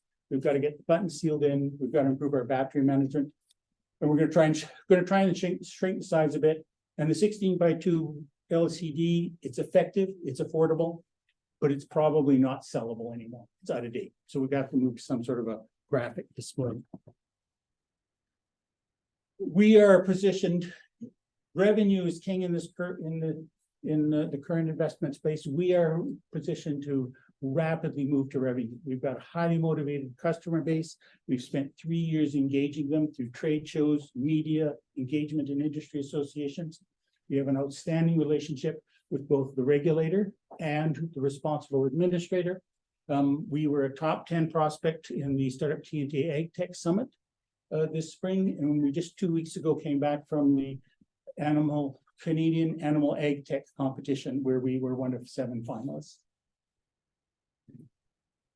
When the regulations were published, were in the consultation, when the regulations went to consultation period this spring, the CFIA produced a set of industry webinars. We were the only company that had the permission to share those webinars with the livestock producers. If you've ever worked with a federal regulator, the fact that we've got that degree of trust with them is an outstanding accomplishment. We are very well positioned. The exact words of the regulator was, we cannot mandate the use of a product, but we can certainly identify an affordable and easy to implement solution. I want to talk briefly about the Canadian Animal Ag Tech Awards, but I don't want to talk about us. I want to talk about the winner. The winner was One Cup. One Cup has a product called Betsy. What they use is machine vision and for animal identification and behavior management of it. And the striking thing for us is Guess what one cup was giving away at their booth all week? Paper catalogs. One cup knows you need animal data site collection. They know that they need digital animal site collection. We know this because we've talked to them and they are keen to work with us to have our product available as the animal side collection to collect transactional data that will go together with the animal performance data they're picking up for a complete solution. So, smartest ag tech company in Canada needs our product. The other reason I bring this up, this exactly fits our model. We want to be the first in place, the trusted provider of digital solutions, the provider of the basic inventory and the data transactions that are needed or required, so that it makes it so that having a Flokk in place is the easiest route to adapting the more advanced technologies that are coming along. Flokk is not necessarily the perfect or ultimate solution to this problem, but it's the solution that producers need today, and that's where we want to be positioned. Flokk was born in the ranch on a dog pound. Concept came from a ranch and dog pound. It was developed by me on a farm in Alberta. Jody comes from a multi-generational farm background. Our technology needs to work. Our technology needs to be affordable. But what's really going to set us apart and make us successful while others are, is we have the culture and the background and the language to engage this community, which is not technology first, to engage them and move them through the digital transition to a digital solution.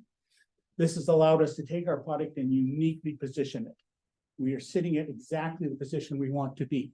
There's other solutions out there that are more affordable. There's other solutions that are provided better, the same functionality we do. But only Flokk combines this with a tool purpose-built to be used out at animal side. A lot of the current systems, they're all cloud-based. They're really good. They're excellent. But the last time I checked, the cows aren't in the office. They're out in the yard where we are. Our revenue model is based on service subscriptions, per head, per year subscriptions for various services. The obvious one is going to be keeping the CLTS off your back, doing the reporting. We are a member of CRSB, that's Canadian Roundtable for Sustainable Beef. That's Canada's national sustainability practice certification body. We're actively working with them. Our ultimate objective is that the easiest way to do the record keeping and reporting to hold your sustainability certification is to use a Flokk.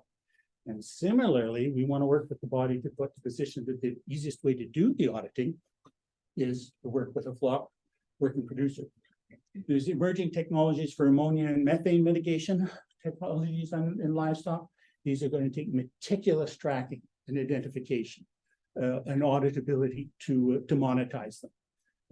Again, we're the only ones with the digital device at the animal side that will be able to do that. Our hardware provides a superior user experience that allows us a 30% cost advantage over anyone who's trying to work on a phone. We have done a patentability study. There are aspects of the device that is patentable. And the other aspect, and the reason we do this, we are unique in that this has been architected so that we can offer this for outright purchase. You can buy one of these, set it up, and never have to talk to us again. And the reason we do that is because we know there's a significant number of cow-calf producers that is a requirement to even consider. These are independent operators. They want to own stuff. And fine, we'll give it to you. Because we know the first time you ship your cabs and you forgot to do the recording, you'll be back for the serviceability subscription. Our we have patentable aspects, but frankly, our intellectual property strategy is pretty simple and old-fashioned. We want to come to market so affordable and so good, there's no room for anyone to displace us. Our strategy is to be very aggressively priced and easy to implement to deal with the basic the livestock traceability regulations, so that we are the broadly adopted and preferred solution. That positions us for rapid growth on a number of different service areas that we've already identified. We spent the last 3 years developing the product, refining it, coming up with the concept. did our development and testing through this last year. Where we are right now is we're looking for a total of $1.2 million investment to get moved from the prototype devices to our production devices and seed inventory so we can move to market. We have a great relationship with Alberta Innovates. We have an EOI sitting in front of them that should cover a significant portion of that. So we're hoping to be looking for matching funds here shortly. Myself as president, 20 years, grew up on the farm, 20 years experience of IT, did direct farm operations for several years before we got started in Flokk. Jody grew up on a farm near Carstairs, Alberta. We had all of our testing efforts, and it's in the process of retooling to do all of our marketing. The producer where the concept originated is still involved with the project. He's leading our industry engagement areas efforts. The way I describe Bill is I could go to Toronto and spend $1 million with a PR firm. Say, give me somebody who can sell technology to ranchers. I'd end up with Bill. Thank you. If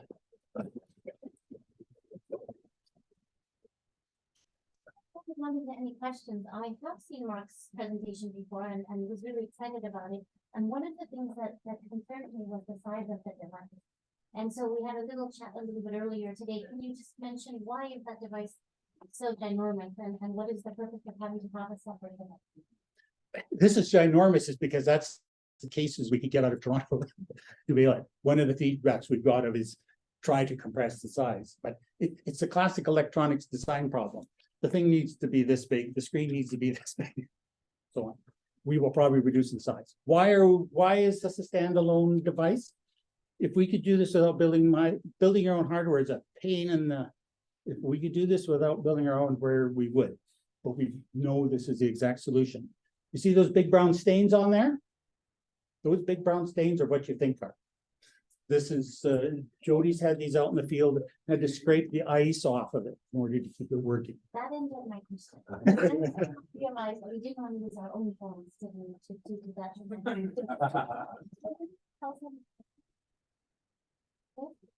I know that we get customer base in US and Australia, but the regulations are very different day and night. So what are some of the challenges you're experiencing on Our current focus is Canada. You are looking at 2/3 of the company here. So our current focus is certainly Canada. We were at the Canadian Beef Industry Conference a couple of weeks ago. I got a chance to sit down with senior American leaders. They fully acknowledge US is behind Canada. And so if we can prove this at scale here, we will be well pressed to enter the US market. To answer your questions specifically, to be successful in those markets, you would find partnerships. We would provide the fundamental technology, fundamental platform. You would engage partners there to deal with the specifics of the regulations and the specifics of markets. The regulations are frankly the easy part. I can get that and go to it. It's the relationships or so on. The US is going to be a huge challenge because it's not one market, it's 50. I think we have time for one more question. Yes, right. The gentleman over there also has had done so. Mark, I'm impressed. Suggestion, Bruce Manichuk in Edmonton has a wristwatch, which is Apple.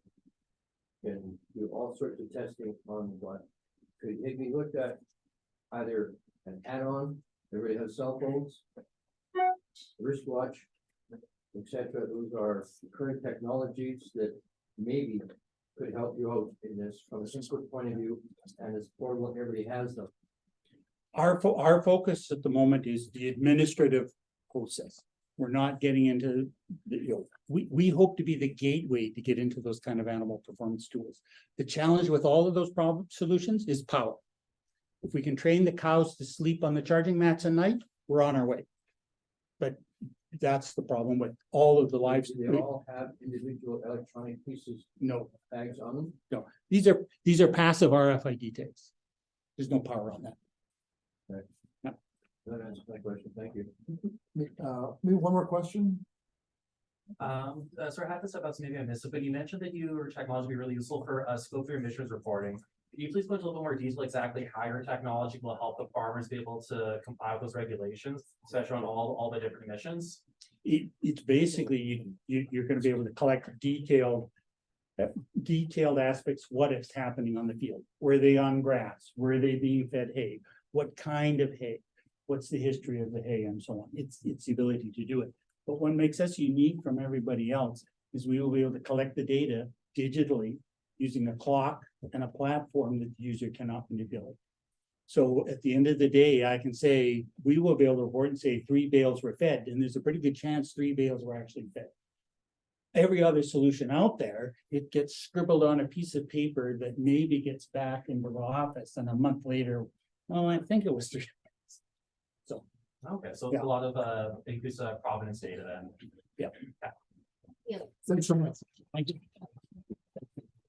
In fact, Mark at the break as well, but the next speaker. We'll be here all day. We'll be at the reception. Great, perfect. Thank you. I'd like to introduce Salman, CEO of Lawtiq. It is an AI platform to really help end-to-end for newcomers. Yeah, you already know. Take it away.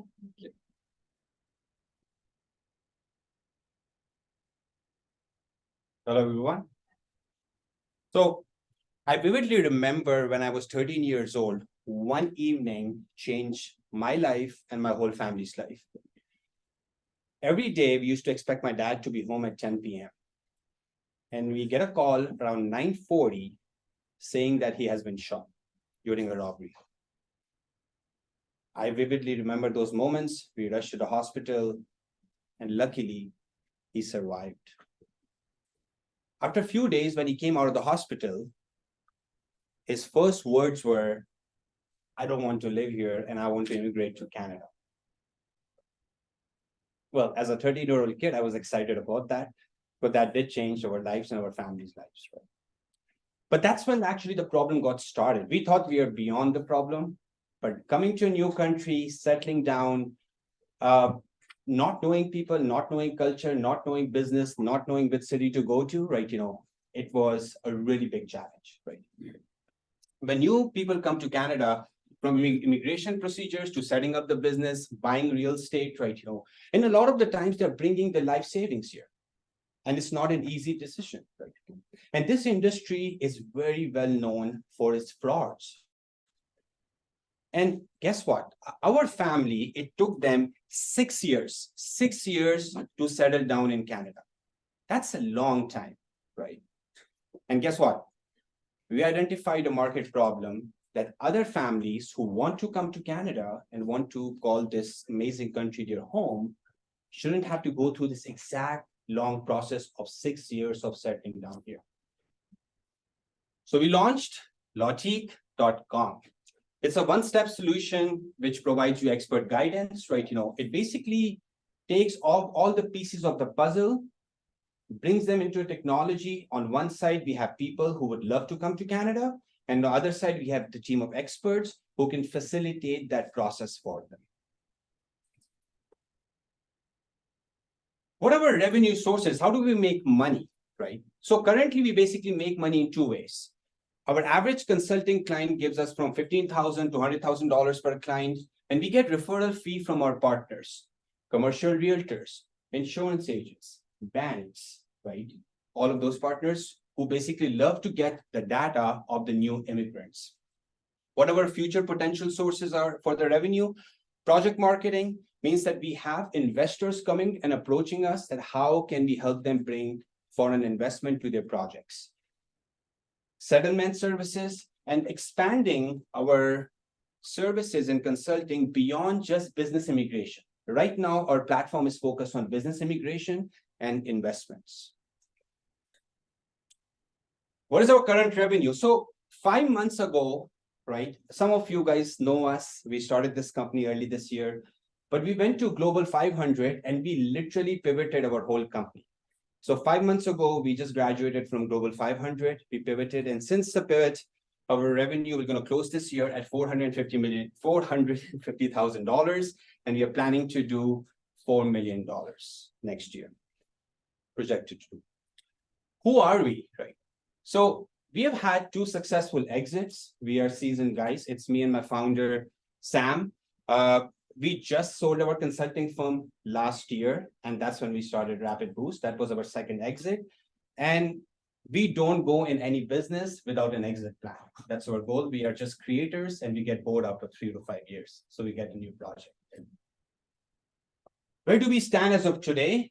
We have assisted around 200 families to settle and start businesses in Canada directly or indirectly. What is our traction so far? Just to keep this in mind, it's all organic. We haven't spent a single dollar on advertising. Our social organic reach, using our consulting background, we have over 200,000 people, and we have around 4,900 people who are part of our platform and database. And each one of them wants to invest and come to Canada, basically. What is our 2024 looks like? So we are asking for $2 million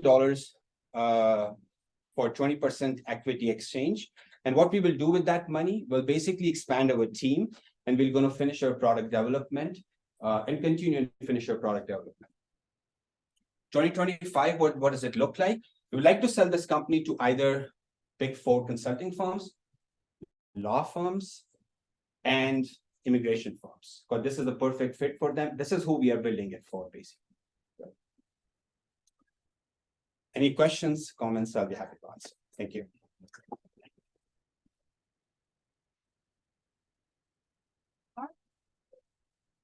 Keep people on platform.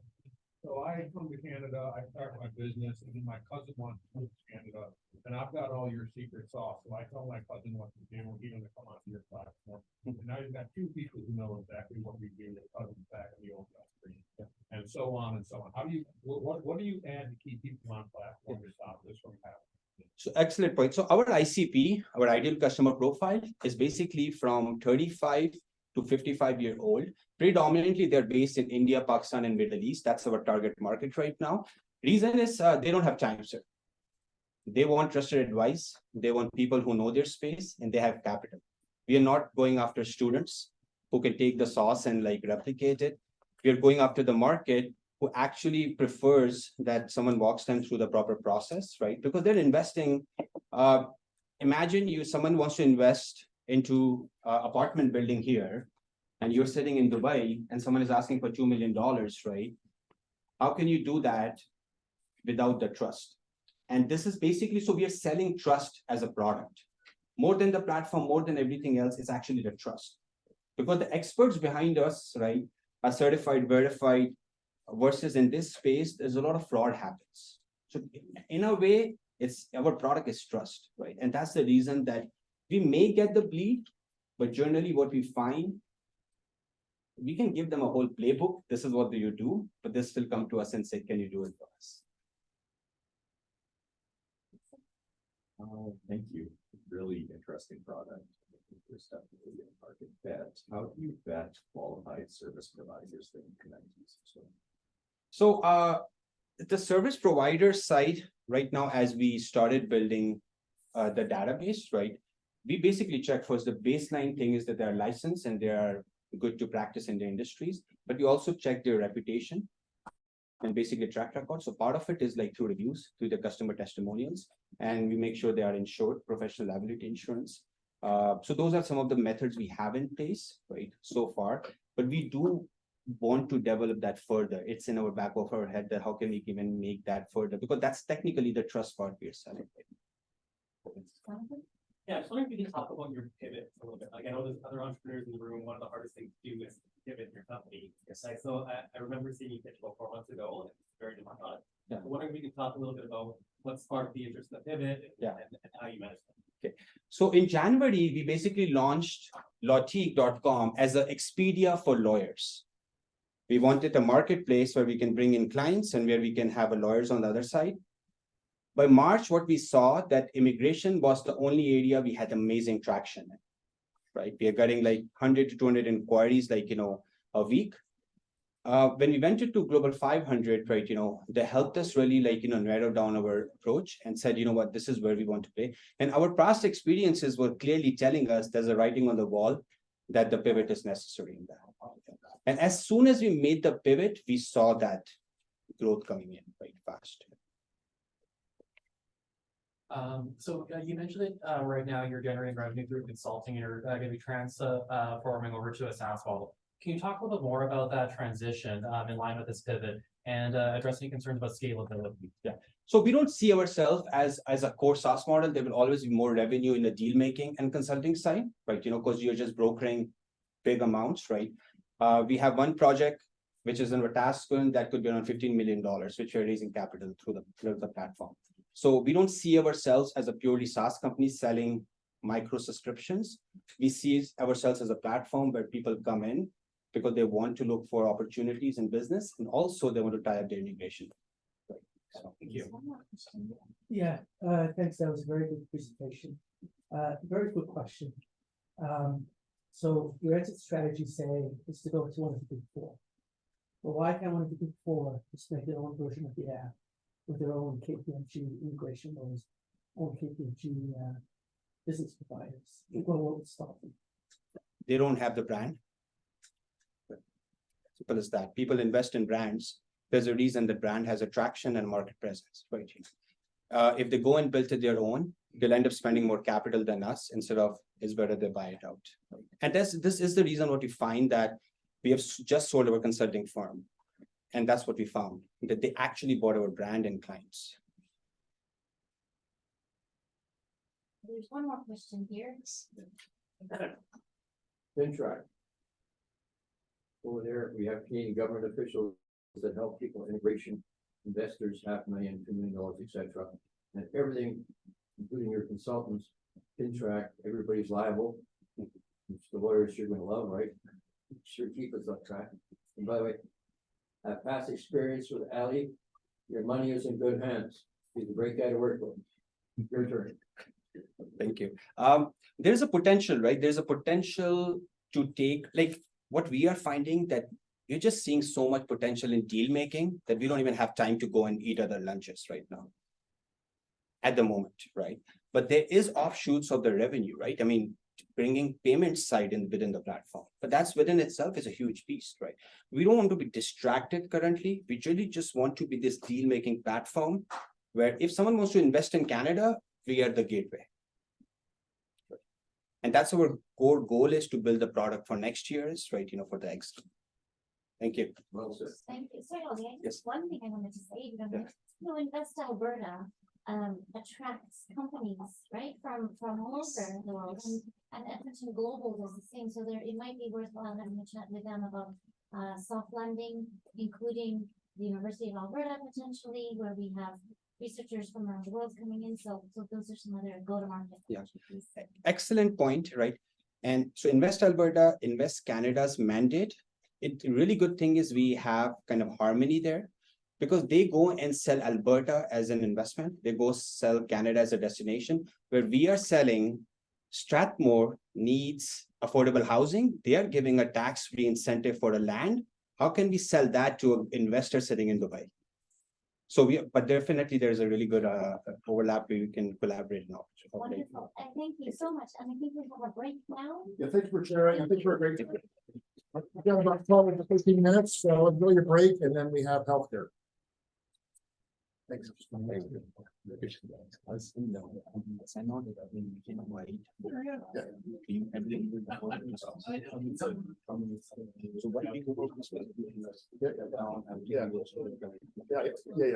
This is I want to get this event going. And you're focus on that. Thank you. Sounds good.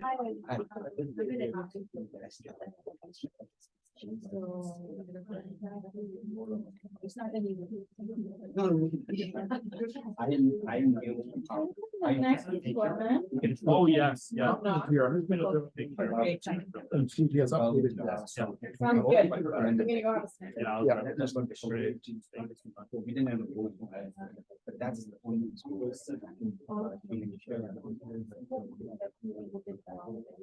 the same building.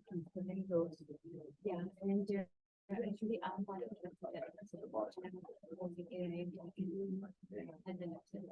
really much. documents for the and one thing which I did, I expected document for copies for interpreting. So it's a welcome package. So for the welcome package, we are compiling a list of the resources available. So if anybody asks for the option to be able to come there or what was with the mutation, and how we get we are not having a list. For the board of people here about it.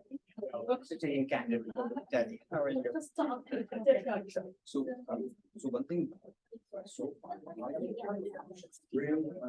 public sector. The partnerships you might take it, but because you're just so focused on because in 6 months we didn't feel like on getting traction. So soon as we implemented now we already have like we just I saw you friend when I was on the phone. How are you? Nice to see you. We just have all. I don't know, but I was thinking about working. Yeah, we are doing okay. It's not profit, it's not profit. Moving forward. I think it's a good platform. I think he's trying to pitch with the cheap Olson to get some money from there. So that would be Great that no. No. Yeah. But otherwise, how are you working is going?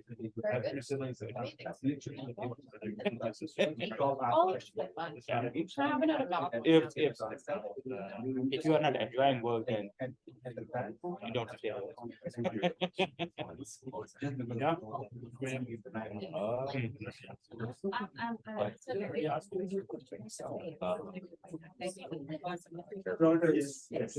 So we have a lot of experience in both management as well. So it's just like giving a lot of trust and to get things done.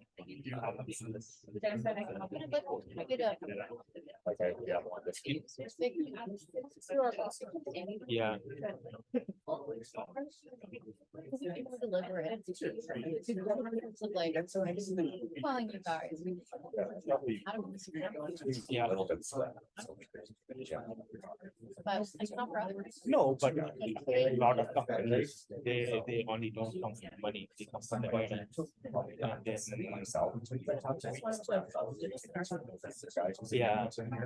yeah, that's what that is what and like we are not that is what at this time he's not making money. We just started like charging for an administration, but in terms of like $20 company. I was like, I need Exactly. And I think he himself spent more than that money like printing stuff and arranging this thing and that. I think that would be great. That would be great. But from the incentive is one thing. Busy, yeah. Busy life. For discovery, I just have the main limitation. So always there. If we have a space, there is sponsor can provide something. That so yeah.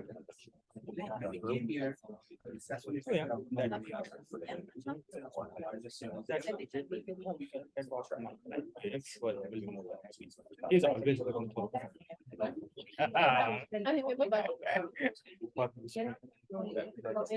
No, I don't think I have food. So, to be honest.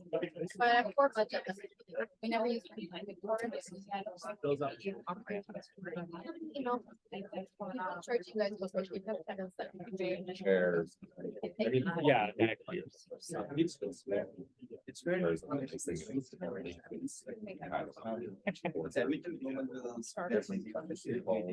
Yeah. You can also invest in that. It is okay. I am also trying to speak that not here. The innovation. No, I have students would have to try. Like when I was had a pattern product, and we just got the innovation.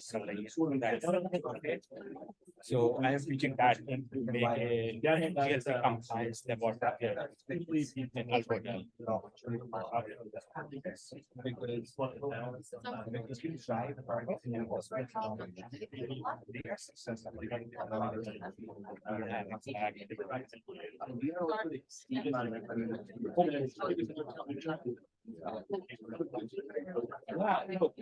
I am like, I was not thinking about it, but like, that is honestly, and then all of this, like, why are you using there's a big need of this here, like, in Canada, we didn't have a GMP compliance laboratory to do the testing. For the biotech, we don't have, we have one use right, that is the biggest. Then we have beyond and smaller companies, which are GMP compliance. Right? Yeah,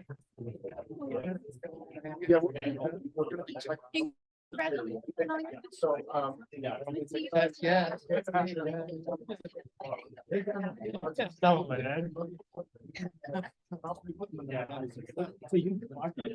So. No. Thursday. Well, yeah, I got one tomorrow night. Yes, it's fine, but the lab. Part of it is. We have another tomorrow night. In Calgary, and they come back. They have party. Yeah. This is the part. Yeah, so we do salad. I agree. And we have exposure, we have a source, we have a base. You know, when I developed the design and I was like, a couple of conferences, but very successful at that. Yeah, so much interaction, so much interaction, like.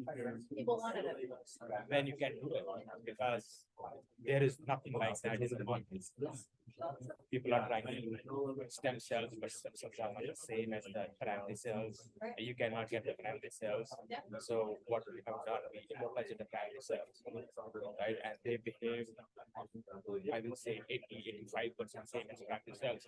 But what we are doing with them is perfect. And we can expand it a lot. Yeah. So that is what I just sent, like, I was talking to Sarah and I think her team, I was talking to she does now. And if you have something, I send what I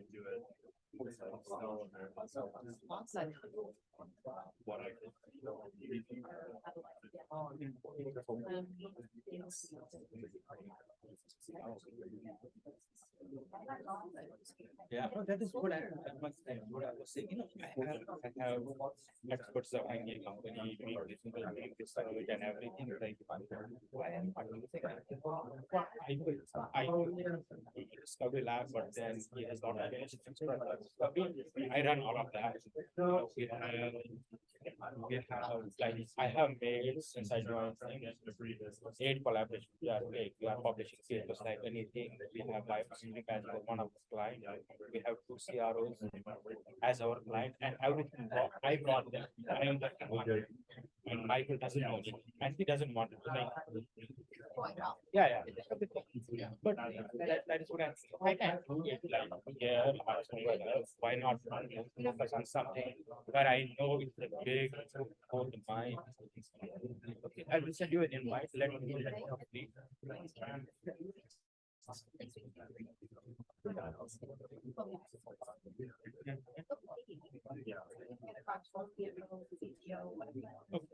And that can help you build a business plan and on that side. And then I wanted someone to tell me more about it. Yeah. And that's like our big university.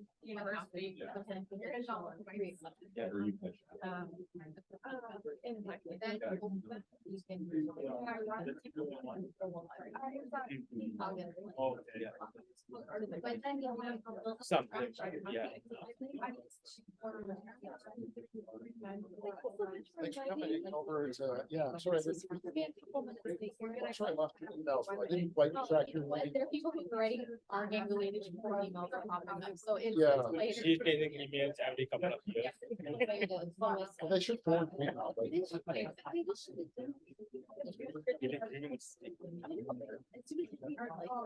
Because before they didn't used to sort of use the emails. They just.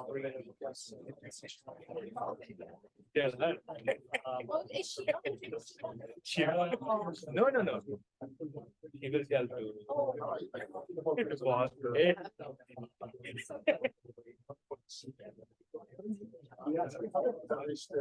Yeah, that's why I'm sticking around you all day. I had a couple of offers in US, but and then my wife.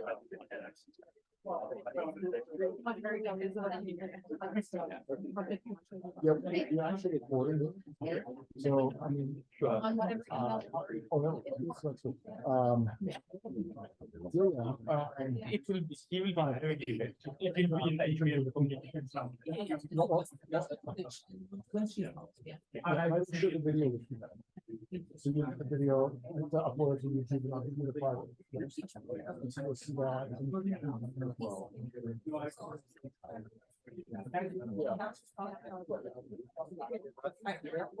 Yeah. What's the title again? It would be Nanostics.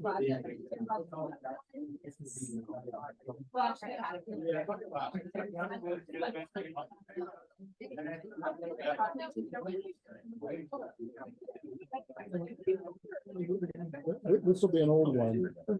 That's okay.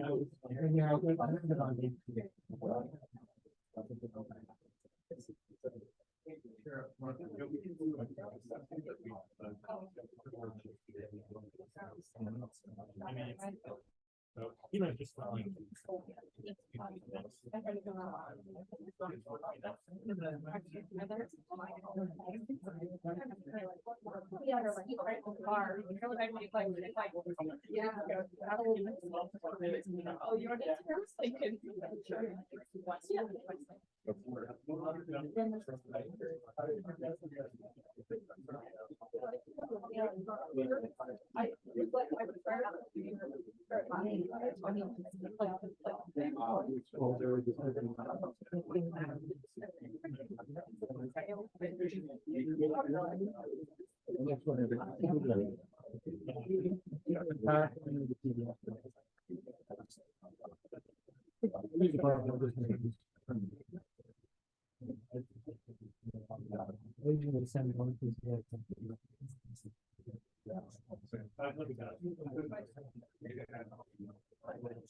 There you go. So I just wanted to ask you that stuff. There's that one and that's SpectraCann goes next. And then looking for Peter.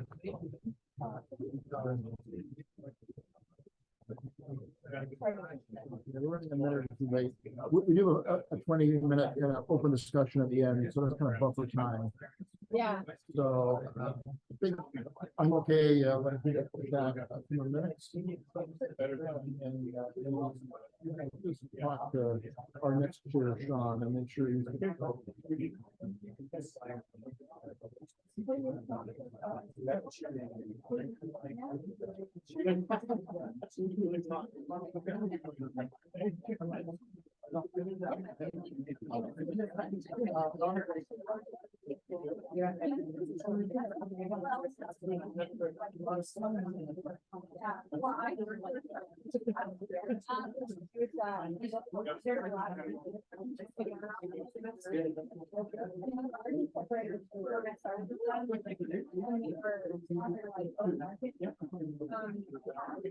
Sorry, what?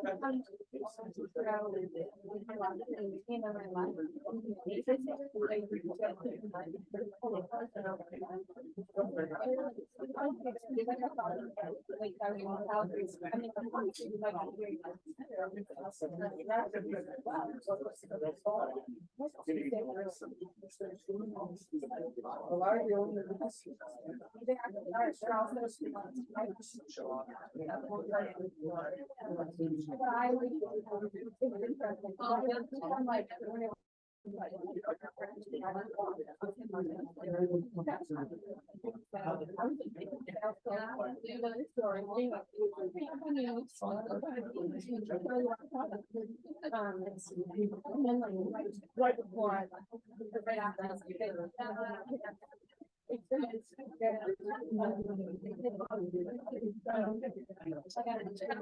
much for joining the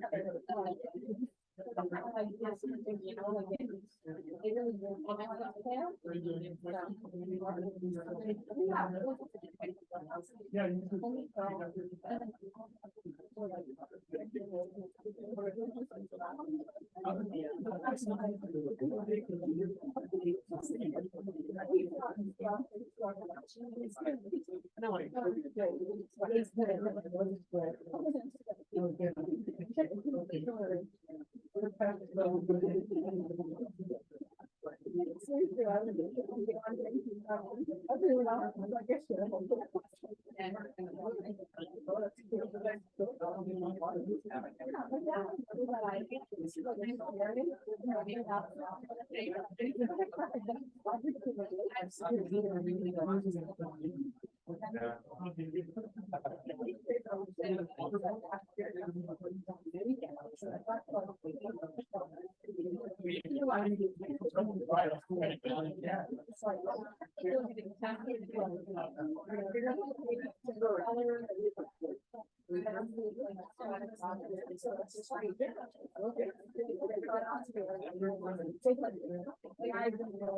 Ladies and gentlemen, the show is going to continue, so I'd encourage you to find a comfortable seat, and we're going to call him the floor so he can tell you his latest story. We're looking forward to it, Colin. But before we start, I want to introduce our chair, Sean DeWitt from Brassstone Ventures, to say a couple words about Brassstone. Hi, everyone. Good to see you. I think I've met a bunch of you, but those who I haven't, nice to meet you. So I'm also doing that. So Sean DeWitt, I'm here with my colleague Mark Todd from Brassstone Ventures. Edmonton-based, do a few things, including consulting and early stage investing through Brass Fund. Happy to be here. Thank you much for the invitation. I'm just a really cool thing. So Colin's gonna lead the show, and he's with Nanostics. And one thing that, well, before I get into what I like about them, so they are a clinical stage precision health company, and we'll talk about their technologies. But one thing I've always loved about Nanostics is they're one of those few life sciences companies out of Edmonton that has seen sort of the light of clinical day. And they're not there yet, but even just getting out of the lab and out of the concept and into partnerships with the health system and agencies, things like that, takes a lot of talent and a lot of hard work. So over to Colin, but here we go. Yes. Well, thank you very much. My name is Colin Coros. I'm the Chief Commercialization Officer at Nanostics.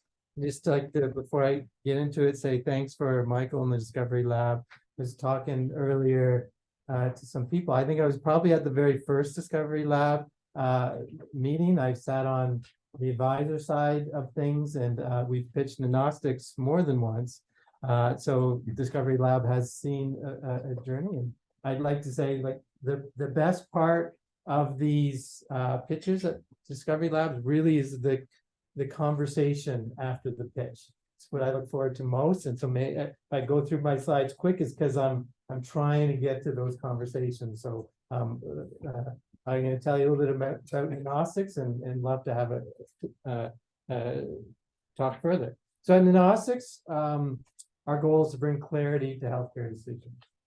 We do this at a high level agnostically. We believe that the future of all diagnostic testing is really about putting together as much information as you can to make better decisions. This means not just biological information, but clinical information as well. We don't see the future as one simple blood test, one solution. We think about, we now have the power using AI and machine learning to bring large amounts of data together to leverage to make really better healthcare decisions. Nanostics, we're a spin-out company from the University of Alberta. We spun out in 2017. We've just, last year, we completed a 3,500 patient clinical study with our lead product, ClarityDX Prostate, which I can say for the last actually month and a half now, we are a commercial stage company. We are now selling our first product into the market, and we sold tests first here in Alberta, and we're working on partnerships across Canada into the US and beyond to sell our lead products. It's been a very exciting last couple of weeks.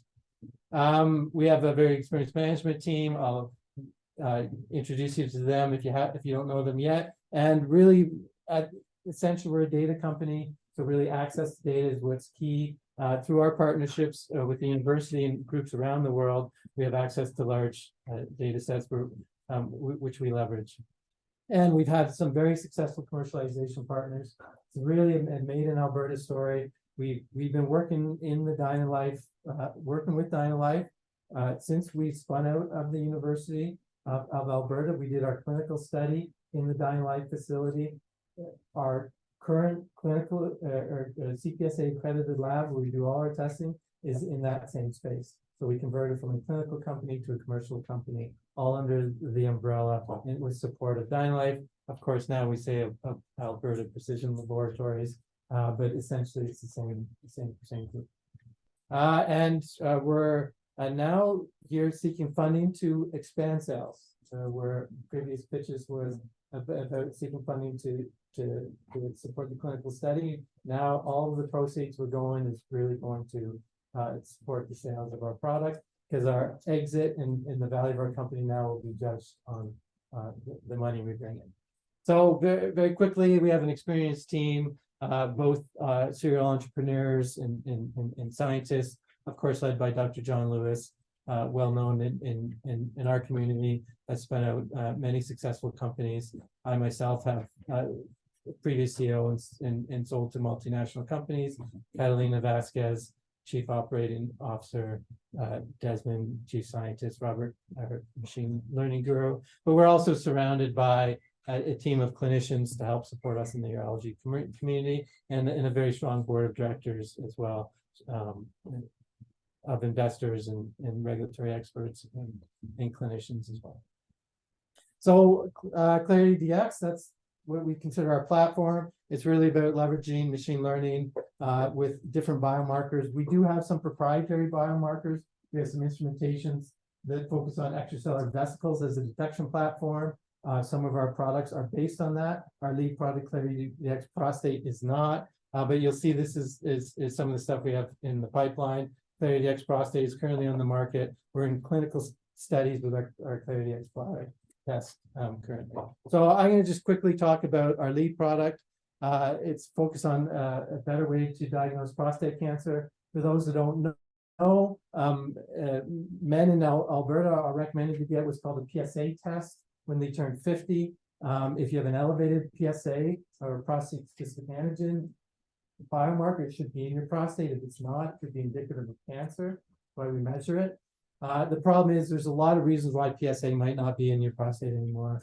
You ride a bicycle too long, you could have elevated levels of PSA. So the PSA test has a false positive rate up to 85%, which is really bad, because the only way to tell if you really do have prostate cancer is a biopsy, just 12 needles into the prostate. You have to go up through the rectum. It's a dirty place. I mean, men have died can die from the procedure itself. So our goal is to be more accurate at screening to reduce the number of biopsies. If you look at prostate cancer care screening, prostate cancer is the most diagnosed cancer of men, second leading cause of death. Huge market opportunity, lots of sales and PSA, lots of screening going on in the system. Our test, Clarity X Prostate, which we developed here, is 3 times more accurate than PSA alone at detecting clinically significant prostate cancer. It was based on real-world evidence of 3,500 patients.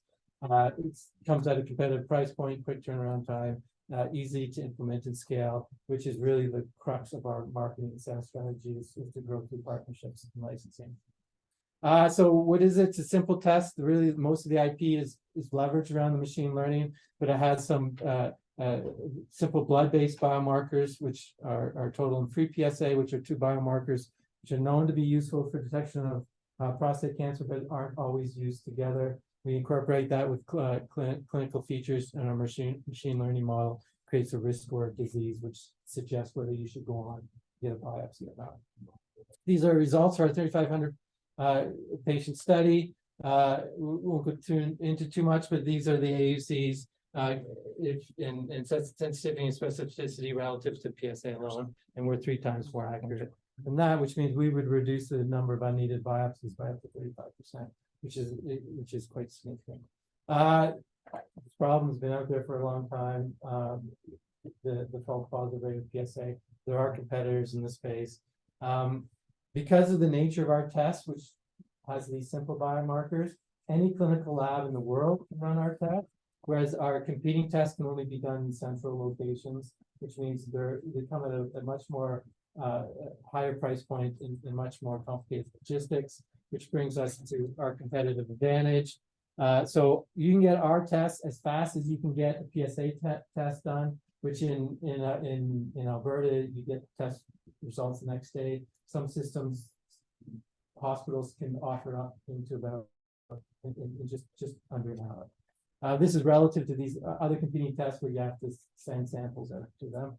And because of that, we come at a lower price point. And what we found is we're just as accurate as these more expensive, more cumbersome tests in terms of accuracy, which means we come at a better price point, not as cheap as a PSA, but we're much more competitive than these other tests, and we're scalable because our tests can be done on any clinical lab through partnerships, and these other ones are not. So what's our path to market? We currently have a CPSA accredited lab here in Alberta.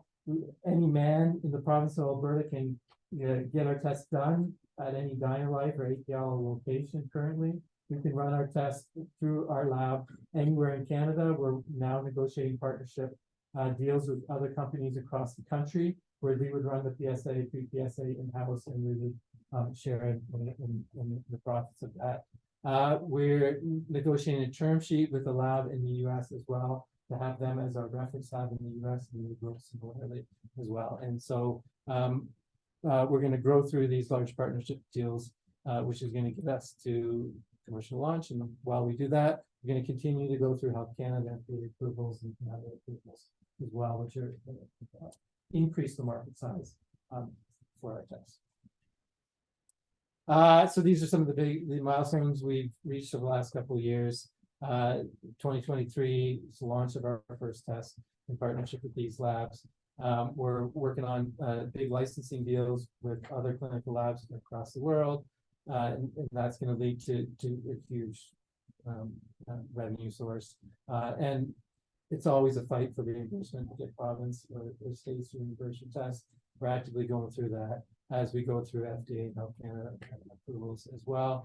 So to date, we've raised $7 million in funding into the company. We've supplemented that with over $5 million of support from the governments. We currently have a $5 million safe open. In the sheet, it says we're raising $3 million because $2 million of that $5 million has already been raised. And with that investment alone, through partnerships, we can actually potentially even get to an exit before we even have to go to a Series A, although we are exploring a Series A in addition to the sale. Where we're going to use the money for, we're going to use to ramp up sales. We need sales revenue. That's our goal. sales revenue, not just in Alberta, across Canada into the US. Which means there's a little bit of investment in IT infrastructure that will be required. And also we want to continue to support some of our product pipeline as well, which means clinical studies, or most of that funding is leveraged through grants. Some examples of some companies that in the space, some aren't real examples, like Rail is an $8 billion company. I mean, there's been a Illumina, but that's the liquid biopsy market at the high end. But if you look at companies such as Exosome DX, they launched with the lead product in prostate, only $2 million worth of sales, and their exit value was $575 million. We're at month 2 of sales, but $2 million of sales we can get in Canada alone with those partnerships, and in a few jurisdictions just in the US. And so that's one of the goals. And so yeah, that's where we are, and happy to answer any questions people may have, any conversations you'd like to have.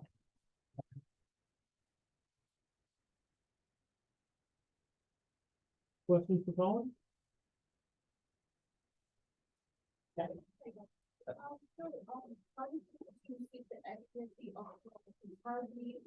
you have in mind to combine that with physiological tests or the MRI? Yeah, so yeah, that's a great question. So one of the things that's kind of become more prevalent in the screening pathway for prostate cancer is the use of MRI data. And in our 3,500 patient clinical study, over half of those patients have MRIs in them. And we're supplementing that database with further, because MRIs now become more prevalent. And so we've actually have a few different models which can not just predict the accuracy of the MRI, but can actually, you can add the MRI data to our initial algorithm, and the accuracy of our test goes up to almost 0.90. And so we will be launching those algorithms next year. And so we see this as a bit of a continuing care process. And if you get the MRI data, even prior to the biopsy at 0.89, it's phenomenal in terms of. And this data is also, it's going to be accessible to other healthcare workers.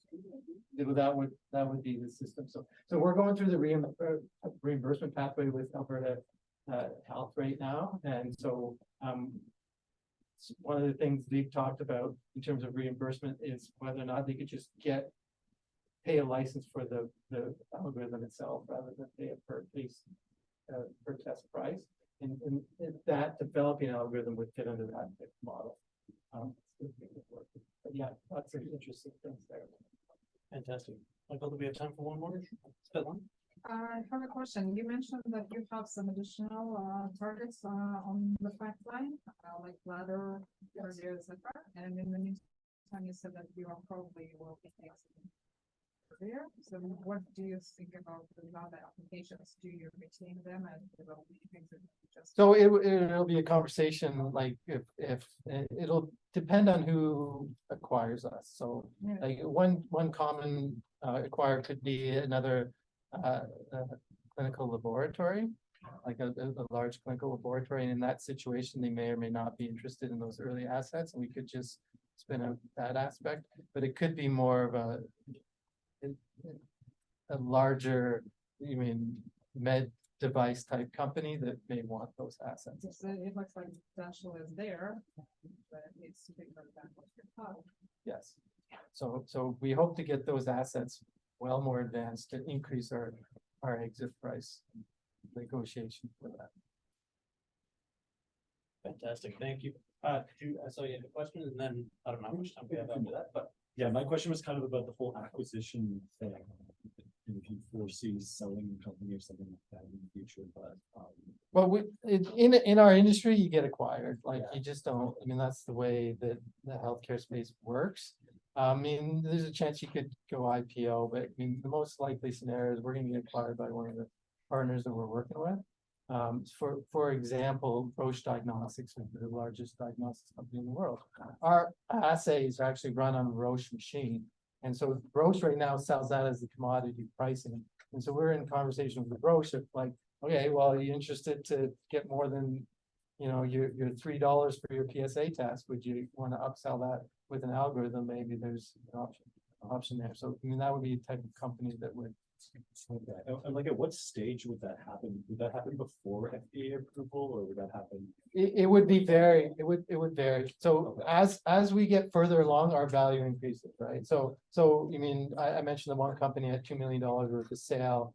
They had not had FDA approval at that point, although it was imminent for them. We got FDA approval as a single site for like mini FDA, like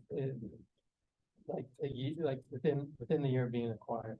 So I mean, that's kind of the time frame where they start looking at. They're looking at de-risk. You have reimbursement, you're on the market, you have FDA approval, your value goes up and up and up. And so the faster we can get there to get our value up as high as what we'll be targeting. But around FDA approval would be a good time that we would be entertaining, you know, acquisition. Fantastic. I think we've got one more, and then we'll probably have to. So Colin, in another industrial area where I'm involved with, we got money from our customers. Yes. Pre-events and payments, PO, that sort of stuff. Have you looked and examined at some of the other, not just suppliers, but some of the people that you're selling to, for them putting in money, because the amount that you're raising doesn't seem like it's all that much. And the money is there. Yes. Why are not they lining up to put that in? Yeah. So that's an interesting perspective. So when you think about who the payer is, is eventually Alberta Health Services, right? They're the ones that are going to eventually be paying for the test. Right now. So the individuals, yes, currently, right? But our big success will when Alberta Health says we want to pay for this test for everybody.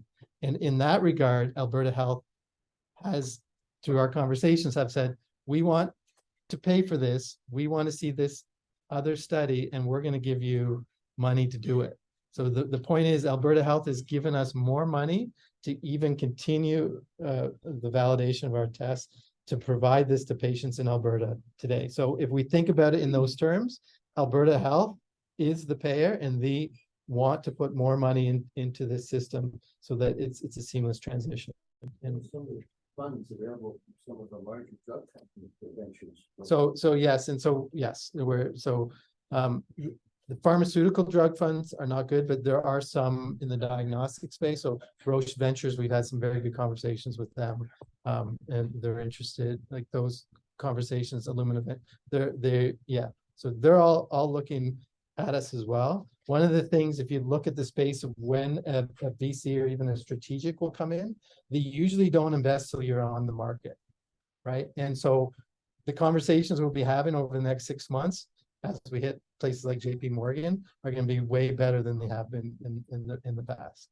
And so really now we are now investable to that VC community now, where we weren't probably as much so prior to being on the market. Fantastic. So yeah, well, we will.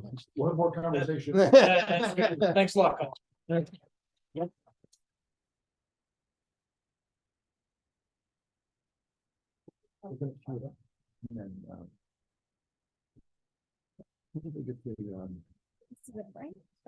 Yeah. All right, so I think we're pulling up Leyla from SpectraCann. And she's got a technology to expedite drug testing using some novel spectrometers, and I believe it's for workplace drug testing. So I'd love to hear it. And Leyla, over to you. Awesome. Good afternoon, everyone. My name is Leyla. My name is Leyla. A little bit more. Absolutely, sure.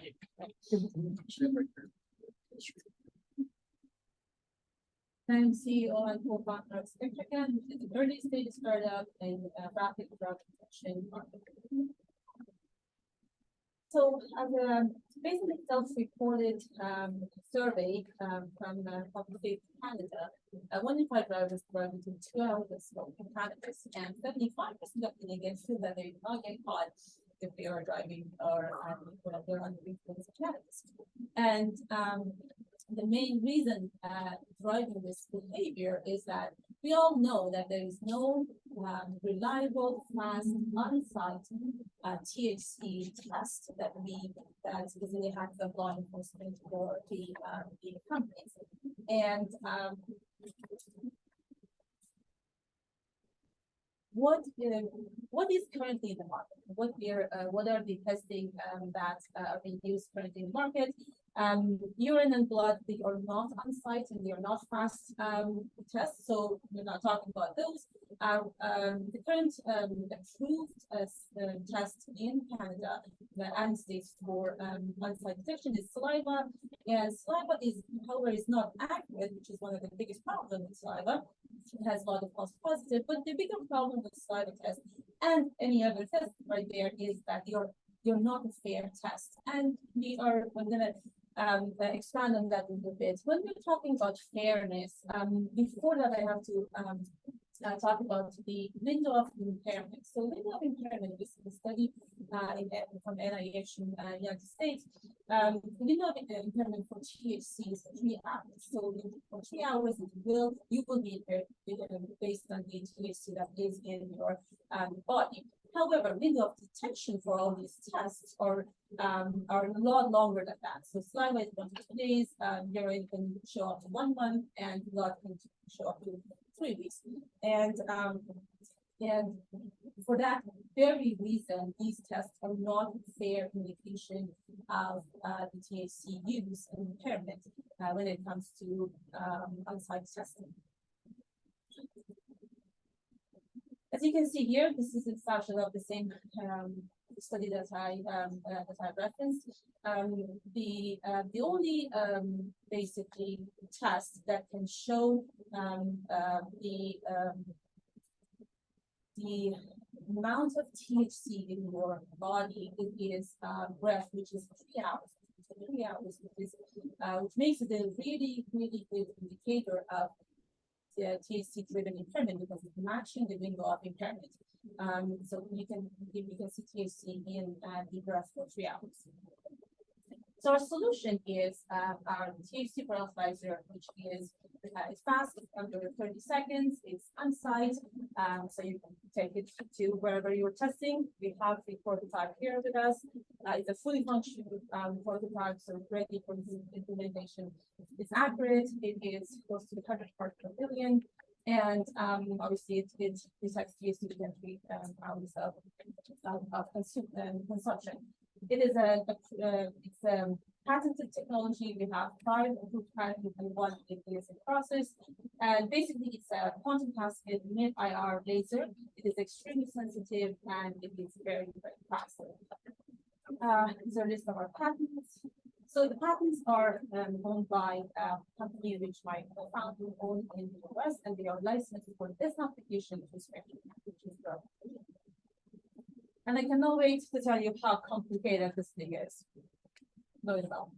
So you just grab a bag, this bag, and then you blow in a bag, and it's a one-way bag, and then you basically attach it to the machine, run the machine, and you have the results within 30 seconds or less. And now all of us can go from guessing to knowing in just seconds. So this is the team behind it, Dr. Charles Park. He invented the technology years ago in Australia, and which initially was used for detecting chemicals within a chemical weapon site. So it was very high-tech news, and fast forward, they have been using this the technology in several different capacities, but most likely very high-tech research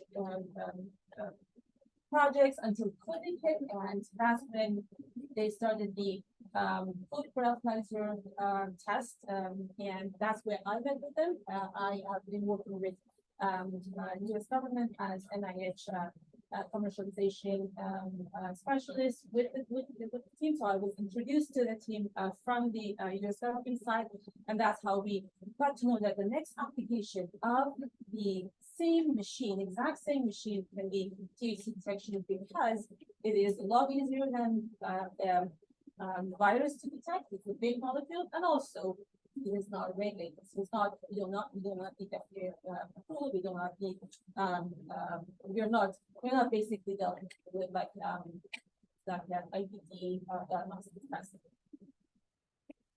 So we're trying to get to zero tolerance applications first, because however we can do concentrations of SPC in breath, but that will take longer, and also for that to be used in ports, there's going to be a longer pathway. That's why we're starting with the zero tolerance application, which we can get to the export easily with that application. There's a lot of countries they are zero tolerance in their scenarios.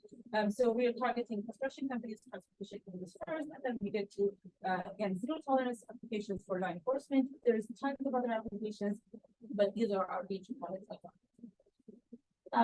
THC market goes beyond law enforcement, obviously. It was $5.3 billion in 2021, and it is projected to be $11.6 billion in 2026, which we are targeting to tap into. Let's talk about the competitive landscape. So it's almost a decade that a lot of companies are trying to build face breathalyzer, with no success.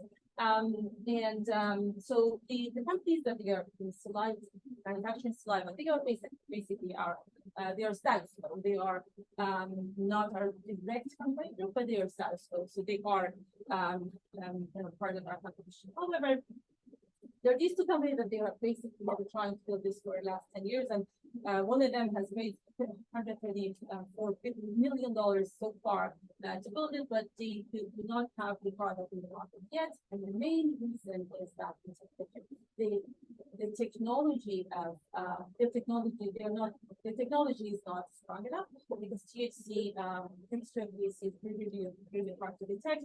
We are approaching this from a totally different aspect, which is physics. For us, we are basically dealing with molecules direct with the light source. So we are basically optimal physics, which makes it faster, which makes it also more accurate.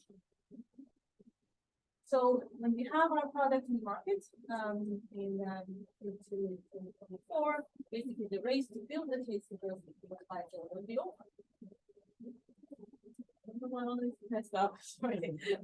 Our model is basically SaaS data subscription, because we will have a lot of data. So every test that will be done in this machine, and the information will be sent to our cloud, and we will gather a lot of data, which will be monetized in that later for the insights that we can run and report we can run out of the data, but also we charge for tests. We're projecting $1 million by 2024, and $5 million including export by 2025, and $10 million by 2026. And just like to give you a glimpse of future, because our platform technology is so strong, and the capability does not start with THC. Soon we will have a SpectraCann, which we are going to add other tests, other drugs, that including prescription drugs, to the panel. So it will be alcohol, fentanyl, cocaine, meth, and basically will be like a enterprise version of the software. So based on the needs of the industry and based on the needs of the customer, we will customize it for that. We basically can see we have 250 molecules in the database to detect, and we can do 50 to 100 based on how big they are and stuff at the same time with one sample. However, that requires a lot of computing power and algorithms that need to be updated. But getting to 10, 15 is pretty easy. It's based on, we will do it. We will actually provide information as we get paid for that information. We can see everything, but we're going to just show whatever we're getting paid for. And this is where we are now. We are in our in-house trial with our alpha prototype, which you can see here. This is actually designed freeze for COVID testing in the US, but we just take the exact same thing. So it has biosafety grade and everything that is required for biohazardous for infectious disease test. And we're just updating the algorithm and also designing a new sample collection perhaps rather than just bags for this. And we are getting our commercial prototype ready by early 2024, which will help us to get our third-party testing completed, hopefully with AIHS and DynaLive, and then we will be able to launch our first commercial product by end of Q2 2024, and our long-term growth will into those tests. So we are raising 500K to build our prototype and also complete our testing, and we are supported by a lot of partners in the innovation ecosystem. And 2023 was very busy, and we just got won the people's choice for applicants.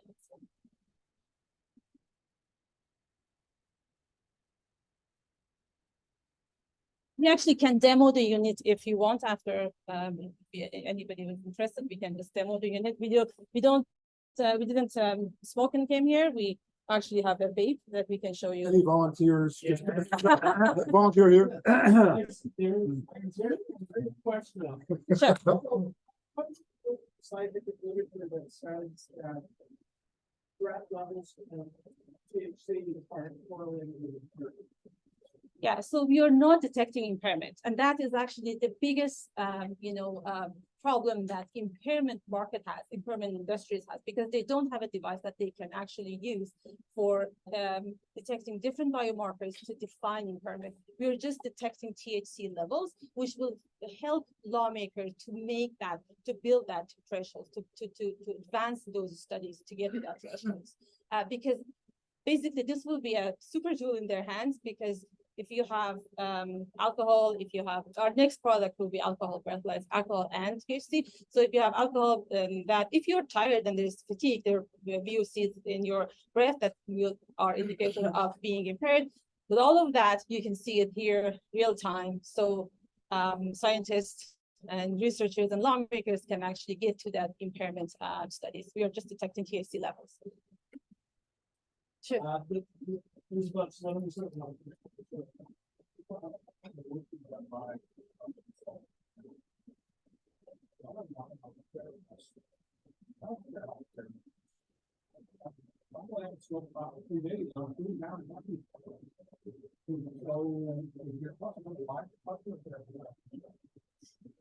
I couldn't really. What did you say? What was the last question? Yeah. Yeah.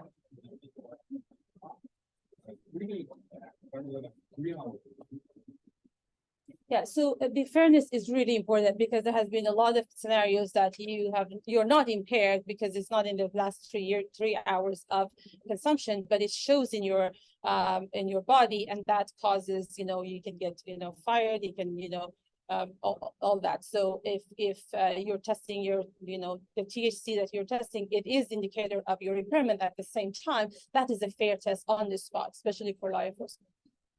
Can I add one more thing to that? There was a big thing in Colorado. I don't know if you've heard about this, but they actually went to the Supreme Court and won the battle to say, if you can't prove that I'm under the influence while I'm at work, you can't fine. So there is actually there's a whole set of legal issues to that. Yeah. And so that is a big part of this, to make sure you are. And in fact, I think was it Florida? It was New York, actually. Yeah, there was 2,000 prisoners. That's what we talked about 4 days ago. The news came out that 2,000 prisoners, they were actually taking the saliva manufacturer company to the courts because due to false positive for 2,000 prisoners in New York. This is going to get bigger and bigger. I think we're up against it. Yeah, well, if you guys are okay, we'll take a few more questions because this is pretty exciting stuff. Yeah, I'm just curious about your test is composed of just the infrared spectrometer of some sort in there and the back. Correct. Okay. so I need to charge $45. Same way you do it with any other test. Yeah, if you look at the, I buy my own bags, which you can control you. well, you can't buy your own bags for a start. The whole system will come with kits. Point is there control on the device that. Like, Yeah, That- so the yeah. data processing. Yeah, so I'm sorry, I'm Go sorry. ahead, yeah, go ahead. I apologize. Mhm. The idea is that this machine will be a dumb machine. It will send it up to the cloud, and that's going to be the mechanism. This will also add, and we're talking to several people about adding AI to the instrument to actually get better sensitivity, especially when you talk about more chemicals. So that means that we need a more powerful system. Suddenly you're talking about a very different scenario. And have you tested the price?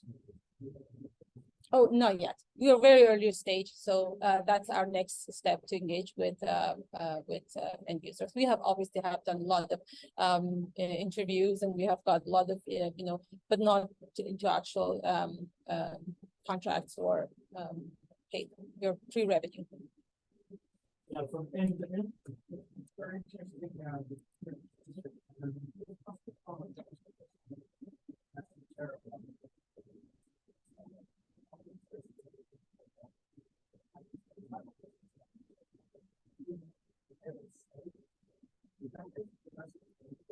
No, there is no difference in. Yeah. Sorry, I thought you finished. No, there's no difference. There's a little bit of difference in when it shows up in the breath, which is like half hour after.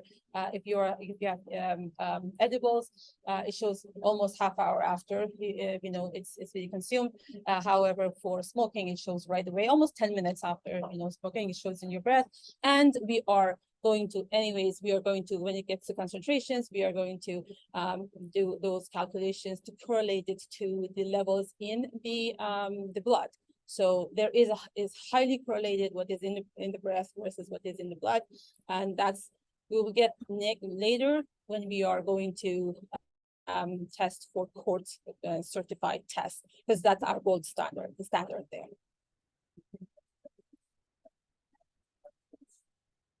For smoke, and when it's come to edible, we just have a half hour shift.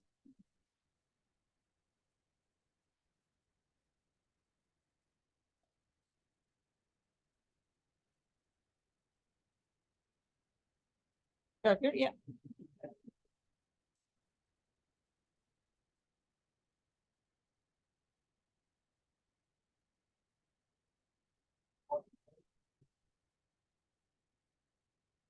Sure. Yeah, so they are actually indicator of, and representative of all the other manufacturers that are there for saliva. So they're a saliva-based company, so there are a lot of false positives, and also they are detecting within 1 or 2 days of consumption. There's another question here.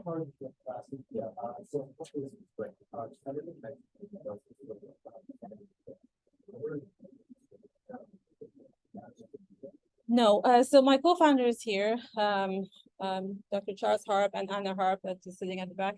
They own the company in the US, and they also just started a location subsidiary of their company in Edmonton to study the R&D other applications. This is just, it has a lot of application in different verticals, but for us, SpectraCann has the licensing is licensed for all drug-related applications everywhere globally.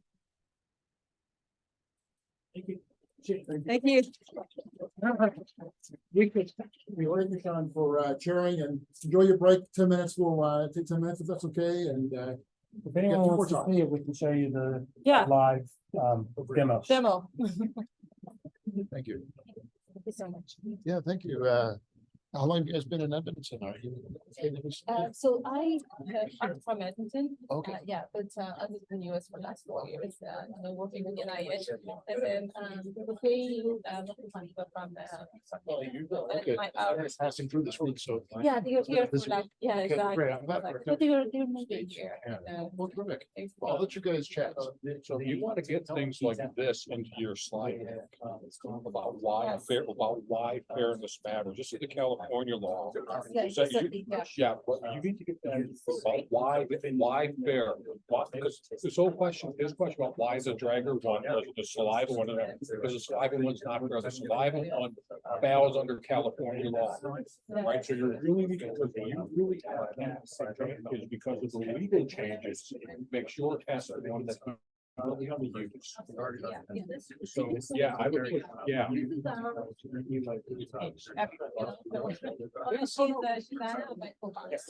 I can tell the video space that you have some, formatting problems.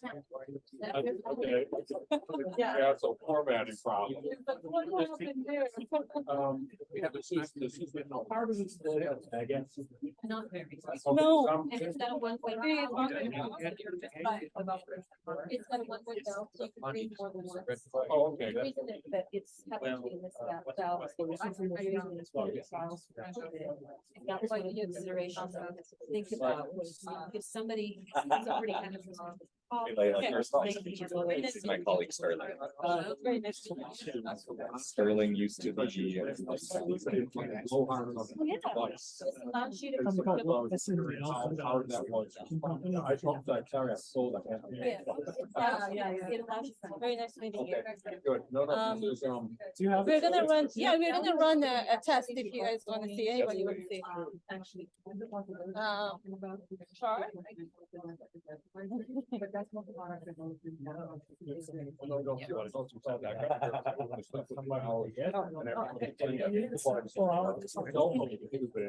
You're way too big. So when we start testing, first we set the background, because everywhere we go is different. So the algorithm can, zero it, after taking the background, and then she's doing it via vape. Yeah, we're just doing it through vape here, so I'm gonna get this activated. That someone else owns the patents. Yeah. And you guys have a license on the patents. Okay, Charles and I, right there, Charles, we own Ring IR. Ring IR is. Okay, so Sorry, you- free to have our right? Or licensed to us. Sorry. Worldwide license. I did it wrong. 1 second. I missed in the step. Okay. But it's capturing process. Okay, so you have- License and sub-license. Wait till we finish it. Okay, so I can spell now. That are licensed to UNSW. Right. You also own 3 of your own patents together in your ring. Stop, that's it, And campus. this SpectraCann is using. is Okay, based no on man those found 6 because I licenses didn't actually run the pump license. It didn't work. to them, and she has, and SpectraCann has global rights on those licenses. For the drug detection. For this, and only this. Yes, for the drug detection. But the Because full we have- gamut of Okay. detection, all the way from the ketamine to the tablets. Full gamut for Okay. second, not, These are- performance scan. Yes, yes. That's. No, really, No, yeah. no, no. So it's for the full drug scenario. Yeah. Ring IR will develop other I applications. think a slide. Okay. Because what you just said, is that these are patents held by someone else that we're like, all of a sudden. All of my. That's a good point. We will- You really want to have that. Yeah. nailed down. It's a good input, thank you. Yeah. I watch.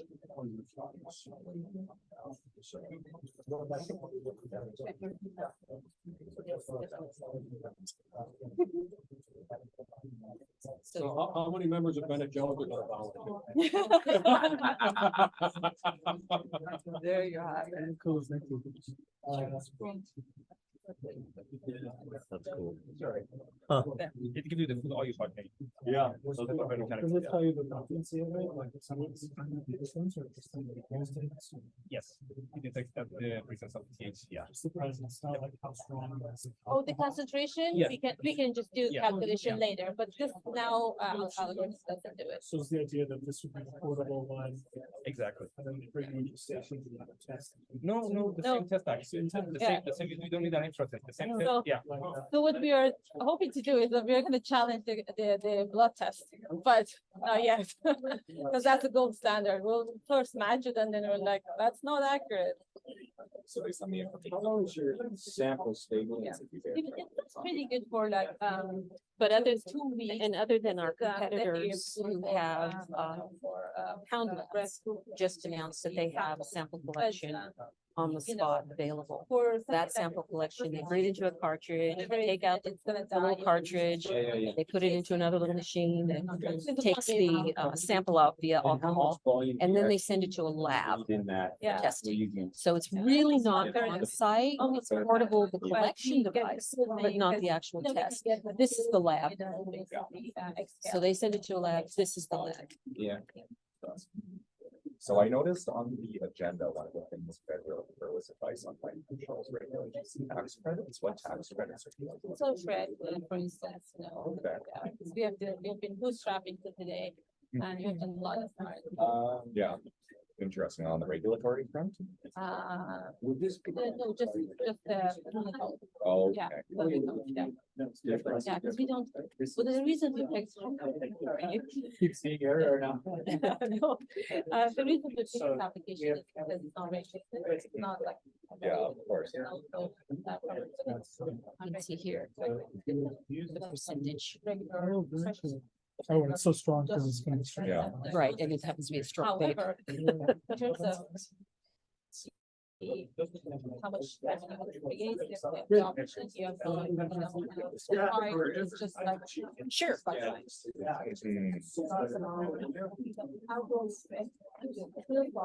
There are other applications that we've served by.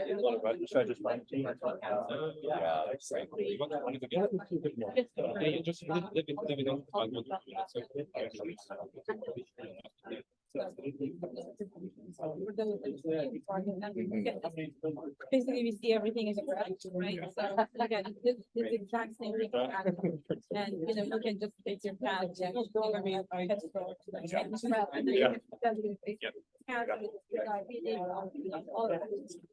So which is another. That's so cool. Yeah. Well, let me leave a business card with you. I would be happy to connect you with some partners. Sorry. Okay, go ahead. So I'm just gonna copy these guys over, so So. no, I've got everything. That's right. Yeah, you guys, thanks so much for hanging out all day. It's So fun. yeah. Well, it's great to hear all these new dimensions. It's like going back to school, right? Learn about all these new universes, so. That's what I just said to Parks, and all these pictures remind me of the university. Yeah, what would you do, Bachelor. Oh, great. Yeah, and then I did entrepreneurship minor, like half of my degree. Thank you so much for your feedback. Yeah. Well, I like the idea of storytelling and having people, well, yeah, like these are, like people work for SpectraCann and technology. He's been working on it in Australia and the US. So it's been an ongoing journey, and so, and he's obviously proud. It's his story, it's a baby. Yeah. And so I like the storytelling part. Yeah, absolutely. I feel like a lot of people say it's very good at telling. Yeah, and it's not a hard sell. Like we're not. It's we try and keep it fun and conversational and. Yeah. What's your background? I'm a biochemist. I'm trying to figure out the code, like, you know, how DNA is transcribed into RNA and translated into proteins, but then what you're like 6 trillion cells. Each cell has a membrane, and so that's the last part of the puzzle. Is how protein information gets turned into membranes that are like the walls around each cell. So that's my kind of day job. But I've been doing DiscoveryLab for Science Capital, bring these events. It's just kind of I do the fun of it to help people. But I mean, I think we do have something here. Actually working with all the partners. We've got like 300 videos and decks, and it just keeps on growing. So high quality networking, people love that and they miss it. Yeah. And a venue like this is fantastic. When you get this news, yeah, he's in a bigger space. So, Yeah, I think it is bigger. Yeah. I think we do need more space. Yeah. And still need lots more of that space, which we're really looking forward to, because obviously here, like, this table is stuck to the ground, you know what I mean? Like, you can't move it, so our new space will be a bit more flexible. Yeah. Better. Well, that's great. I mean, and I'd love to continue to work with you guys. You know that we've had a long-term relationship trying to help this whatever ecosystem grow. So want to continue to actually copy these over. I think I'm just I need to make sure. Oh, here we go. FFT. That's the next one. We're probably going to run about 10 minutes behind. Yeah, so that's okay.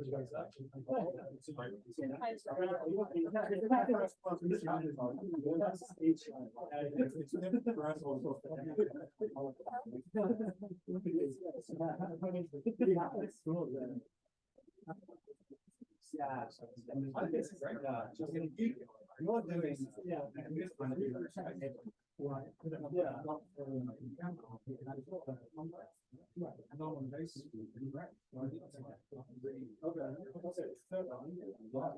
yeah.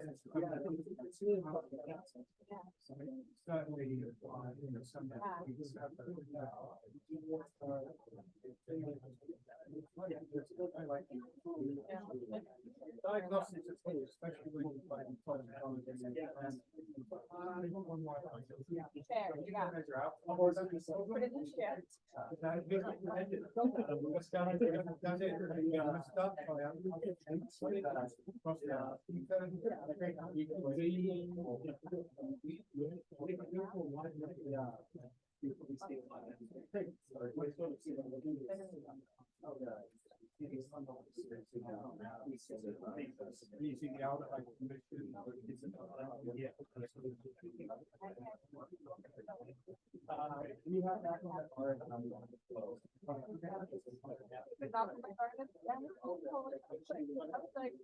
Oh, don't mind if I do.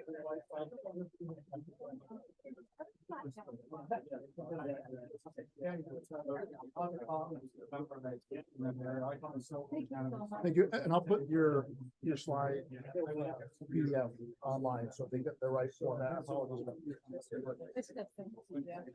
No, it's fine. I mean, but online, I'll give you a dashboard.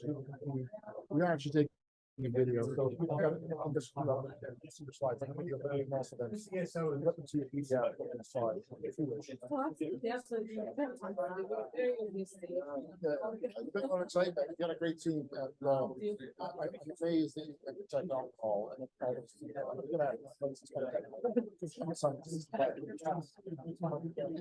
yeah, that's my big job. So we got a bunch of people. It's a nice mix. Yeah. So, yeah. Do you have any connections with the University of Alberta? Yes, we are actually close to HIA as we have lab and also HIA and also trying to hear Yeah, I'm sure definitely. And if I can help with any production stuff, yeah, I've been here 8 years. Thank you so much. Great job. We're gonna try and get to the next session. Yes. We have that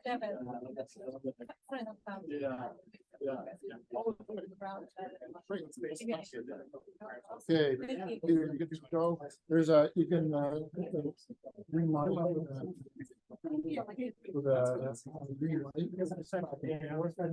Okay, that all works.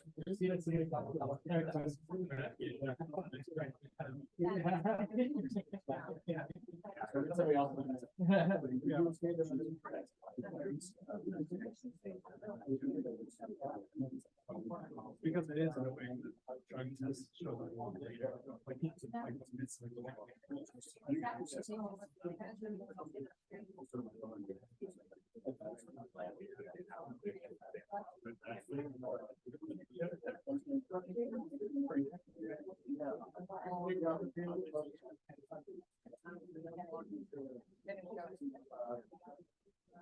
which makes sense. You're trying to.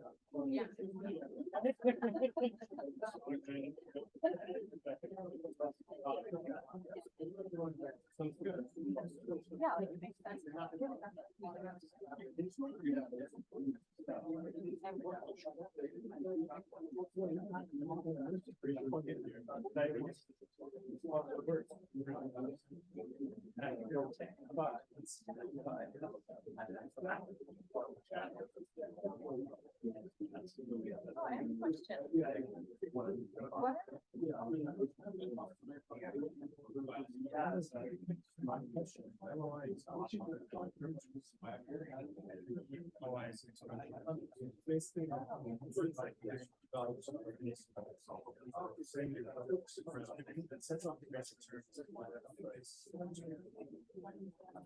All right, if you could please find your seats, we're gonna have one more session. Really appreciate your engaging conversations. Grab a drink. Actually, we're gonna have a reception soon. I think there might be some more water there as well. And thanks for filling out those forms. It's really great to get that feedback. The teams will get that, you'll get that. It'll be anonymized. So anyway, feel free to grab a chair. And Peter's ready to go. Thanks, guys. Feel free to go to the debrief room or hang out here if you want as well. And hang out your section as well. Okay, guys, if you can take a seat, I'll share the background. So it's so great to have you here from Edmonton Limited. You have a great experience in this ecosystem. Has done so much. So thanks for joining my session. Thank you, Mike. And I wanted to say I've actually participated or been a part of DiscoveryLab since 2018. I think there was a little bit of a blip there when I went to Vancouver and then I came back in my back here. I've watched DiscoveryLab over the years, and I just want to take a minute to thank Michael for bringing this to our community, for continuing to make this such an important and exciting event. As you say, I've had lots of experience in the ecosystem. I worked at Edmonton Global, I worked at the university, and now I'm at Edmonton Unlimited. And just quickly, Edmonton Unlimited is a municipal innovation agency that provides free programs to founders and startups. A couple of them have presented. You saw SpectraCann, one of Velocity, People's Choice Award, and Lawtiq as well. Which participated in our program. So we are one embedded in community, and we certainly like to work with each other. Okay, so I get the honor of introducing Dr. Peter Light, who I know wears multiple hats, but today is CSO of Fringe Field Technology. Over to you. Thank you very much, and thank you for organizing this, Michael, and providing the invite to me. I'd like to share to you today some really exciting research that we've been doing, and we're at the point now where we would like to commercialize this technology. So as you can see, with the name is Fringe Field Technologies, we are AI-enhanced non-invasive biosignal or biosensing innovations. And who we are is myself. I'm currently chair and professor of pharmacology at the university here. I was former director of the Alberta Diabetes Institute for 11 years. And I've teamed up with a very talented electrical and computer engineer, Masoud Bagliani. I believe you actually heard talking earlier this morning on a different technology.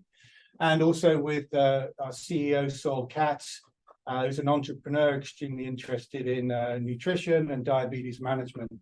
And we have an advisory board expert in biosensing or sensing using microwave technologies, as well as Peter Senior, who's our clinician on the advisory board.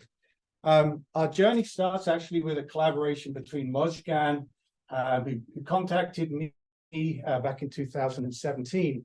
And we then hired Masoud as a postdoctoral fellow to work on, can we measure glucose non-invasively using low energy microwaves? Okay, so we worked for a few years on that project, and tragically Mojgan, her husband and 2 young children were on the Ukrainian air flight that was downed over Tehran back in January 2020. So we are actually, when we establish this company, we will organize a foundation in memoriam for funding women in engineering, as Mojgan was key in starting this project going. So what about our technology? Well, our technology under the umbrella of our company is called WaveSense. It's a novel technology. It's based on low energy microwaves, and some of you might go, wow, microwaves, what are we doing with those? It's the same frequency as Bluetooth and Wi-Fi that we're all saturated with right now. It's actually lower energy levels than those, and it's 100 to 1,000-fold lower than Health Canada's approved electromagnetic power. So it's incredibly safe technology. It's proven technology in terms of safety.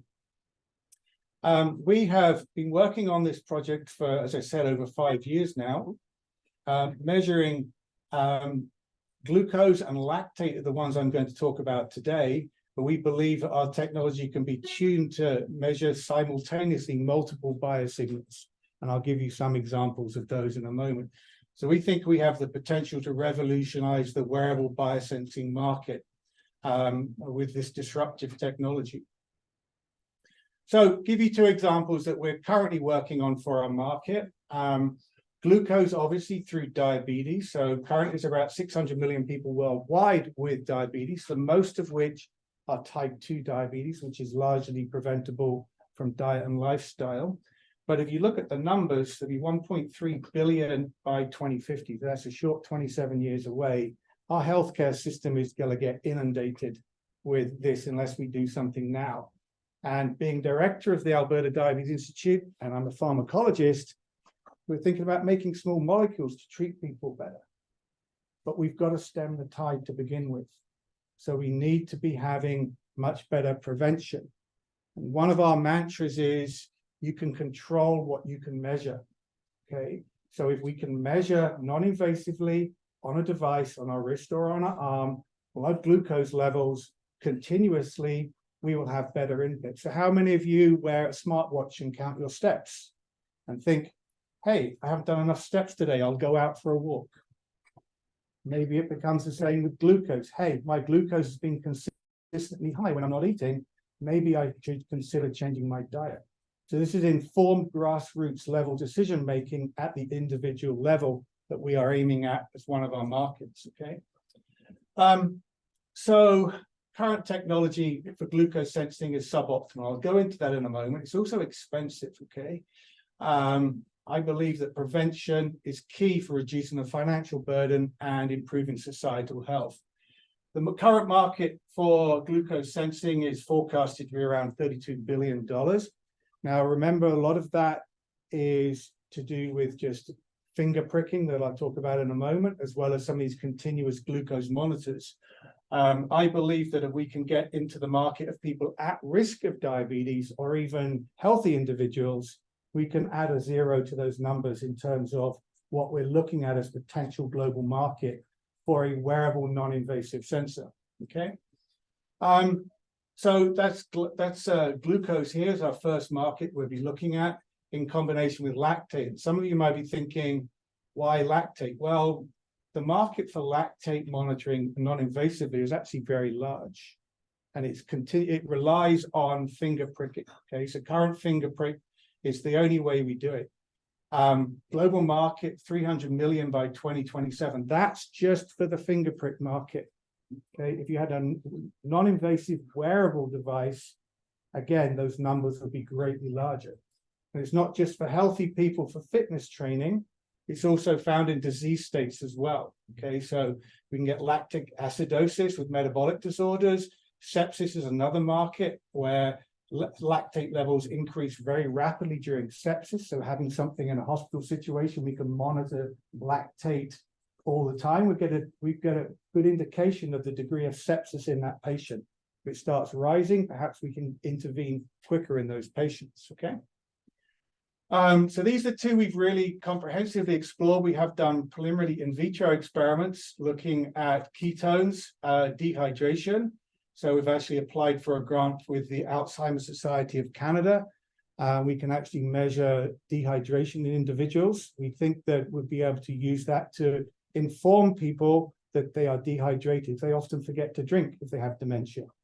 Inform themselves or their caregivers or their family that the individual is getting dehydrated. So another one we can also measure is blood alcohol levels, and we can also measure uric acid, which has some utility in some disease as well. That's just some of the ones we believe we'll be able to develop. Currently, we are focusing on glucose and lactate, but we are going to be considering these as other biosignals that we can measure, okay? So current competition, the current competition for glucose, these continuous glucose monitors or CGMs, they are invasive. So one has to put a sensor under the skin, They last about 10 to 14 days. And if you wear one of these, you're going to be spending about $4,000 a year in consumables. Okay. Currently, Alberta Health Services, Alberta Health don't cover CGMs, right? So this is out-of-pocket expenses for those people. As well, people with type 2 diabetes, which is 90% of those with diabetes, don't wear these. They don't use these. These are usually used by patients with type 1 diabetes. So we do not really have any market saturation of CGMs in the largest percentage of people with diabetes, which is type 2. And then with lactate sensing, the only way we can really do that is by doing finger pricking. So that's obviously, if you're in athletics, you do an exercise, you want to know what your lactate levels are. Can I push a bit harder or not? You don't suddenly stop and prick your finger. You just get your device to say, hey, you're reaching lactate threshold, and you'll back off a bit and you can do your training, right? So I've had conversations with people in pro cycling teams. They would be incredibly interested in testing out this technology as well. Lactate is the gold standard for professional sports, endurance sports, okay? 1% change in performance can mean the difference between podium and being in the top 50. That's how competitive it is. So this would be marginal gains for professional athletes. Okay, so why is this technology now? I believe we're at an inflection point in society where we have a combination of artificial intelligence we can incorporate into this technology. And we're at a point where we need to do something about those people who are at risk of diabetes and those with existing diabetes, okay? We want to shift the healthcare focus from treatment to the prevention and self-care. So that will be a fundamental shift, and I believe our technology may be able to allow us to do that, okay? We are aiming at the health and wellness market to begin with, because the approvals for that is much less strict for FDA approvals, but obviously we are going to be aiming for FDA approval for a medical device at some point in our pipeline as well. This is a huge and largely untapped market. There are no really good non-invasive biometric biosignal monitors out there right now, okay? We believe our technology is superior to any other developing technology in the non-invasive sphere as well, and I'd be happy to discuss that with what other companies in the world are doing that. We have spent a long time developing this technology, and actually in the last year or so, we made a major breakthrough in how we process the data to get out and separate out signals from lactate versus glucose, et cetera. So we are well positioned, I believe, with this technology. And anyone will ask you in my lab, and I'm working with, I was very reluctant to try and commercialize this because I wanted human data. I wanted to show that it worked. But we got that with lactate this summer. We did a small clinical trial, and this device performs as well as the blood prick, the finger prick market, okay? As I'll show you some data in a moment. We can get broad accessibility from this. It's a wearable device, can be incorporated into any wearable you want, okay? It can go on an Apple Watch, can go on your arm, okay? Doesn't have to be our specific device. It's simple electronics that are doing it. The magic is in the data processing, what we do with that signal, okay? And there are no, as I said, I'll go through some of the benefits of our technology. So I think we can get market penetration globally with this technology. Okay, so it's a unique and novel technology that we have now optimized and continue to optimize. We have filed a provisional patent this fall, okay? I just want to show you, this is in blue. This is the gold standard lactate finger prick data. I don't know whether this is from me, but I certainly did this. We were pushing weights in the gym and measuring lactate levels, and then we used the AI to train the system and look at the decreases in lactate as we finished the exercise. And you can see our data here in the dotted line very closely mirrors that from the blood finger prick data, okay? We have published a number of papers in this topic, so these are not infringing on our patent because this new patent is actually newer technology we've developed. It's over 10 to 100-fold more sensitive than our published data here from several years ago. Why are we called Fringe Field Technologies? Okay, it's not because Edmonton has a Fringe festival. Okay, it's not because we use fast Fourier transforms in the data analysis we do. It's because we are measuring the fringing fields of the fringe field around this low energy microwave sensor. And this sets up a standing wave that can detect changes flowing through the interstitial fluid and the capillary bed. Okay. All right, so advantages of our sensor, okay. How we are removing those limitations of current sensing technologies. Our sensor never needs replacing, okay. It is a metal ring which makes contact with the skin, okay. There are no consumable costs associated with that, okay. You can incorporate it in any device that you would care to think of, okay, where you want. We can miniaturize the technology down to very small chip size, okay, and very low energy consumption values as well.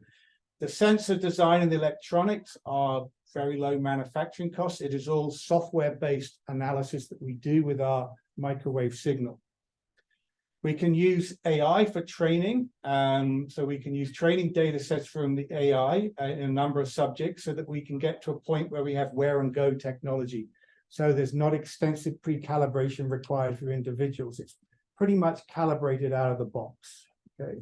For patients with, say, existing diabetes who want clinical device status, they will probably have to calibrate it with a finger prick data just to make sure it's incredibly accurate. Okay. So this enables us to reach many more people with this technology and obtain market saturation.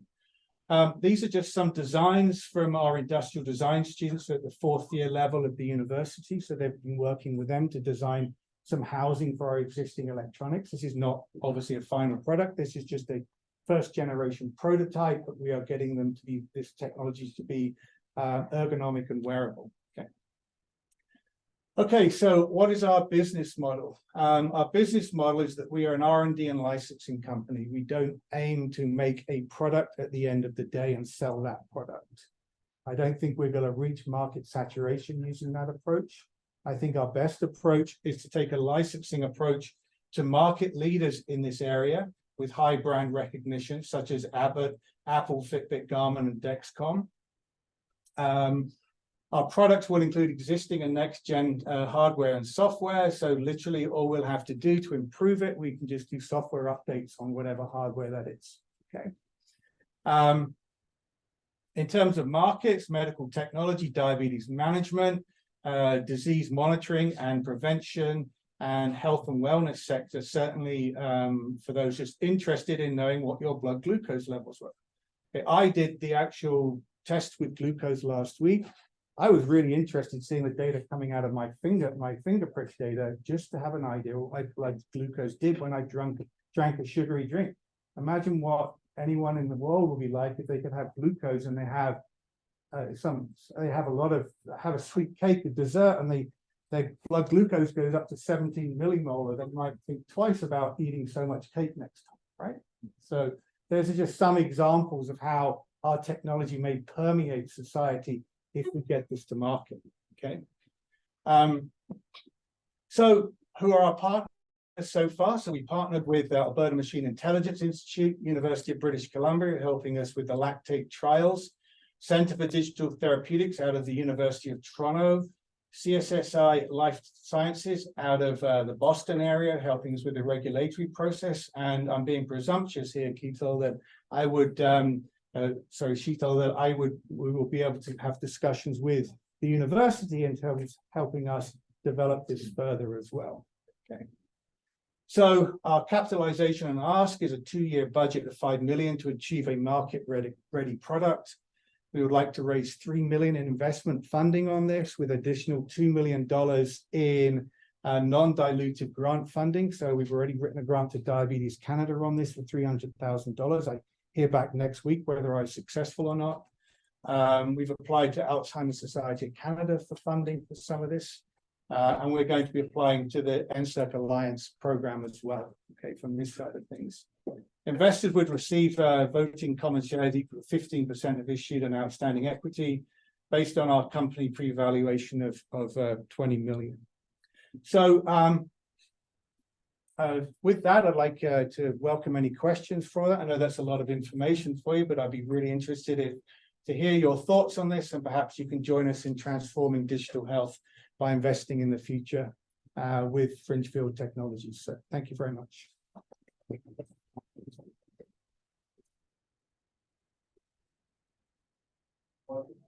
There's one over here. Sorry. Yeah, so I have a question from a chemistry view. Technically, use microwave to sense the glucose. How to prevent your instrument to give you false positive for the galactose? Because glucose and galactose have this similar chemical structure, just difference in the cardinal center. Is your instrument able to differentiate? We haven't tried different sugars in there. We're just aiming for blood glucose right now. We can probably assess those differently, and we would have to see whether that's possible to do different sugars, right? But the majority of those sugars that increase in diabetes is obviously glucose, so that's the main marker we're going to, right? There are obviously many other sugars, hundreds of different sugars out there. Mannose, for example, is another one, which is just a C2-epimer of glucose, for example. So there's a number of different ones we can potentially look at, but the market right now works with glucose. So essentially, the signal that we can have the combination of several other molecules. It may be a combination of monosaccharides such as galactose and glucose and mannose, but the major constituent will be glucose. Any other questions back here? I know it's been a long day, but we can certainly continue the conversation about the sensitivity and accuracy of different sugars, but just wonder if there's any kind of more commercialization questions. Mark, please. Okay. All right, Ali, go for it. So, how would you compete against like Apple and Lawtiq when they're getting the same space with Well, it depends which technology that Apple has decided to go with. Now, I believe they're going with infrared-based product, right? There are issues with that in terms of wavelength. Now, we get better penetration with that, right? But some of the wavelengths that they're dealing with, right, if they go, you get a lot of noise in that system. In the wavelength frequency that we're actually using, we get good penetration through the skin. Okay. And we also can discern. So what I'm trying to say is the shorter the wavelength, the more noise you get in there, and the inability to separate out complicated things. So the actual processing of the data is way more complicated using IR techniques. We're also implementing using different wavelengths as well, which don't penetrate the skin, and we can subtract one from the other and get rid of movement artifacts, which are also an issue as well. So that's another part of it. So, completely ignorant about this space, but we're worried about the FDA. What about the FCC? So all of us have one of you watching them. How much microwave radiation? I mean, you're telling me it's very, very low, but what if you got a plane full of people going to the local diabetes convention wearing one of these? Can we even watch it on? How does that work regulatory in terms of, we're usually not be able to have these on it. Right. What about your microwave? Well, the microwave levels are highly focused. So their actual range is about that much. Okay. So it sets up a standing wave at low energy. It's not transmitting. I'd still want to know that you asked the FCC. Oh, absolutely. Okay. And there's some easy ways that we can look at how far there's that distance penetration that kind of thing. So those are considerations of it. Question here. Well, I'm curious, you have certain large companies, including Apple, etc. What is your sales process, or what's the impediment for them being industrial partners at the early stage? We are doing the in-human testing. They will want the in-human testing glucose data. We have done that in the lab in a controlled environment with individuals from my lab, but we need to run a small-scale clinical trial, which is happening in January, to get the human data. And you said that they're interested in investing in you, or we set this company up in the last couple of months, so we're right at the beginning of our journey right now. And this opportunity came along that Michael presented to present to you, but the aim is to start working with these individuals as well. Okay. You heard it here first. So any more questions, please? This is a great stage to hear the story, actually. Lots of space, I guess, what's your breadth of kind of different molecules that you can look at?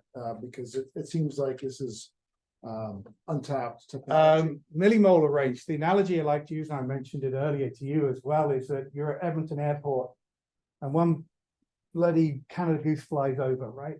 We can't measure one Canada goose in the airspace, but we can measure a flock. So it's about concentration. So if it's in the millimolar range, we can probably get at it. If it's in the nanomolar range, probably not. Right. So we're limited with more metabolites rather than signaling molecules. So sure. Yeah. And I'd like this to be a made in Alberta solution as well. Okay? So. And in terms of manufacturing, you've got some prototypes happening. What are the options in terms of trying to scale? Like we talked about, maybe some of the big companies that are in the space, the Apples. What are your plans for scaling production? So that will come through licensing. So we will actually provide the technology and circuit designs and the software related to it. Okay. You know, we've got devices now which are probably like this big, that just sit on your arm, but we haven't miniaturized electronics, so we haven't optimized it. There's no point miniaturizing until we've got the optimal final design, which we are still working on right now. So don't be put off. You think that looks like a big device. That is just a prototype. It will fit in literally the footprint of this watch. It's just a very small circuit, but it's all in what we do with the data processing and the AI implementation, which gets us to the end point, which we're looking at right now. Can you do stem cells or platelets with this technology? No, I don't believe we can. Now, this is more for the wearable market for metabolites in the bloodstream and in the interstitial fluid. So why wouldn't the technology be more broadly useful for non-wearables? Like just for sensor technology, for example, is it, I mean, the wearable makes sense for getting into a broad market quickly, but there's other, I guess, places where you want to detect metabolites, whether it's it can be applied anywhere. It can be applied yeah. anywhere. It's just for the human condition. And you know, if you look at my background, you know, I'm a diabetes researcher who does drugs professionally, essentially, right? I have seen the impact it has on people, diabetes, and we need to stem the tide of those people, and prevention is the way to do that. Doesn't matter how many good drugs we have out there, there's still more people coming down the pipeline. I believe this technology is why I'm so passionate about it, okay, has the ability to get market saturation and actually fundamentally change society if we can apply it in the correct fashion, right? What about the kidney people? There's end-stage kidney disease. There's a big market there, and people will got money for that. Yeah, there's a lot of potential markers we can consider. It depends what we want to measure, right? So if there's a marker of kidney disease which is in the millimolar range, then we can probably try and measure it. You also mentioned that one of your contractors, partners, does vascular transform. Oh, commercial thing. When I was at university, we used that to predict the stock market successfully. Can we discuss updating that? Maybe over some drinks in a minute. We're going to have, we actually have some time for open discussion now. I think we're kind of wrapping up this, unless there's any more focused questions for Peter's presentation. Otherwise, we can have kind of a general conversation if you wish, or we can take a 10-minute break. I think we're actually we're at 4:40. So maybe any last questions about commercialization of the specific technology presented. Please, we've got two here. Lana, go ahead. It's kind of more like a comment. I absolutely agree that we need to prevent, and totally love the idea of what you suggest, the huge marketing on all of that. The point is that unfortunately, pharmaceutical companies are looking for a different business model. The more people they have with diabetes, the better. Yeah, so I'm a pharmacologist. I've tried talking to pharmaceutical companies about some of my small molecule designs. This doesn't matter, right? This will be at the grassroots individual level. Yes. You know, I mean, I agree. If you look at ADA guidelines, American Diabetes Association guidelines, they are sponsored by Merck, Novo Nordisk, right, and Eli Lilly, and they like prescribe drug X, Y, and Z to get the blood glucose down. But type 2 diabetes in reality You can reverse it if you're detected early enough by diet and lifestyle changes. This will be an essential tool in preventing it in the first place. Not give drugs and carry on with your life. Yeah. Let's stop it happening in the first place. Guys, I messed up, sorry. We got one more presentation. Yeah, I'm so sorry I if I've think gone off. we better wrap it up and move to the next presentation. But great talk, great questions. Continue the conversations. And Rhea, maybe you can introduce the next one. Yes, sorry, I was a bit confused. I'm like, I think we're supposed to. No, That's okay. I want to leave the flow. So I'd like to introduce Todd McMullen, who's developing a clinical diagnostic platform for amino acid and antibody validation. Thanks very much. I know it's the last talk of the day, so I'll get right to it. And I appreciate everybody staying. Thank you again for letting me talk. Times two. Sorry. No worries. So I'm Todd McMullen. I am one of the founders. My co-founder, Aaron Flynn, has just joined us at the back. And on behalf of our team, I'd like to present our technology, accelerating diagnostics and discovery. I'm going to tell you about our new technology and a journey that actually started as a surgeon. So when I was as a surgeon, now we're talking about 7-8 years ago, I walked into Rob Burrell's office, a bioengineer at the university.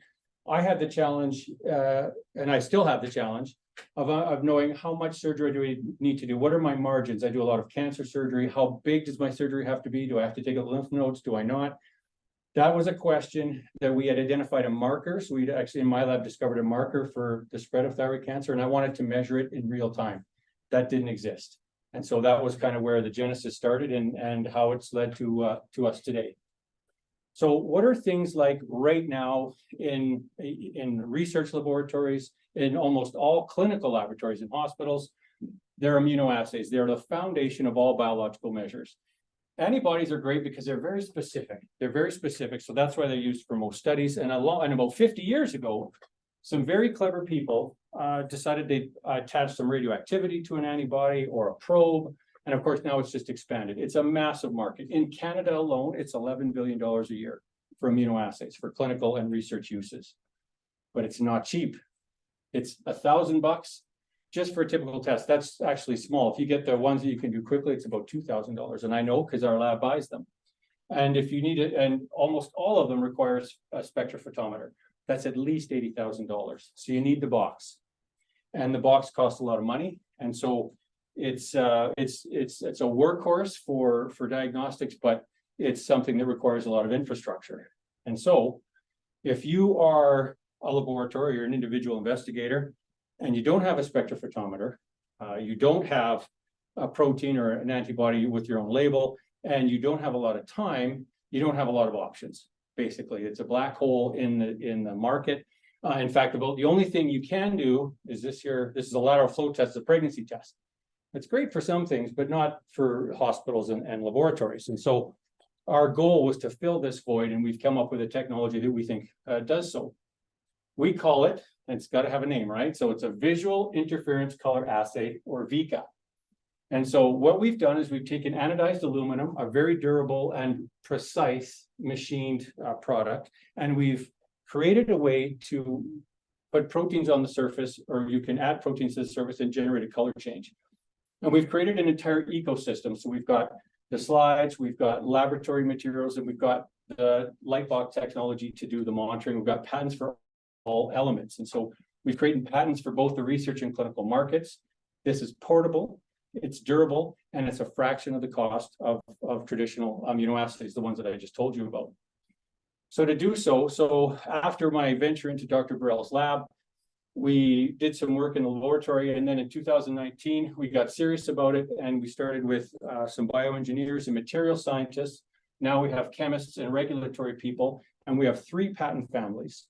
And then the last year in particular, we've been pushing very hard with the patent families because there is a lot of elements that we can cover because this is a brand new technology. I just came back from Medica in Germany, where there's 100,000 people presenting. There's over 8,000 presenters. There's over 300, there were about 400 diagnostic companies. Not one does interference colors. Now that's going to change, but we're hoping that by being first, we'll have a head start. 2 cases, how you can use this technology. So case 1 is for researchers, pretty heavy duty drug discovery type work. This is a molecule that I'm cheating. See, I put the R's there so you can't copy it. See, so you don't know, but this is our diagnostic molecule for PDGFR, which is that protein I told you about I was looking at in thyroid cancer. So we've identified some compounds that bind that protein that we can use for diagnostic testing in cancer patients. We used all the traditional methods for looking at how proteins bound our compound, and it took almost 6 months. And even in the university where we had help, there was technical facilities to do it. It still costs a lot of money, and it takes a lot of time because you need a specialized person to run these instruments. And these instruments aren't everywhere.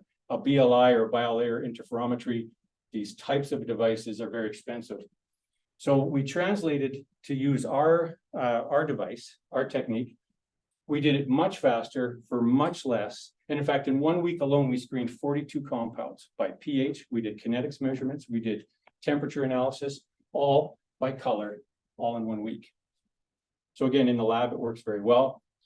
If you're interested in a hospital setting, so I've got an example for point of care testing where you can get much more for much less. Inflammatory bowel disease, thousands, over 4,000 people in Edmonton alone have active management of inflammatory bowel disease. It's a common problem. The current standard for point of care measurement, so if you want to measure levels, and so this happens in the GI clinics and some family doctor offices, the gold standard is called a quantum blue. To cut right to it, it costs about $6,000. There's a cartridge for each test. It's $30 a cartridge. So 1 cartridge, 1 test. We developed the same test using the same antibodies. It runs faster. You can do up to 10 samples per run. And so we can actually, like I said, we can multiplex our test by doing, on a single slide, you can do up to 10 specimens. So again, we can do it faster and we can multiplex at the same time. So just to give you a couple of different examples. So as I've indicated, what we've done now is we think we have a platform. This is a platform technology that's precise, it's portable, and it's powerful. We've got extensive worldwide patent applications in for the assay, the surface itself, for the light box technology, and for also a machine learning backend. The nicest part, one of the nice parts about our technology, it's a picture, it's color. That's very easily transferable. So if you're in Austria, if you're in Alberta, you're in Australia, you want to share results, you want to talk to your colleagues, you can share the results, and we've set up a database to do so. So I'd like to summarize by saying we've come up with a technique that's simpler. And by the way, it works on whole blood. It can work on stool, isolates. There's, again, the anodized aluminum makes it a very good surface for that.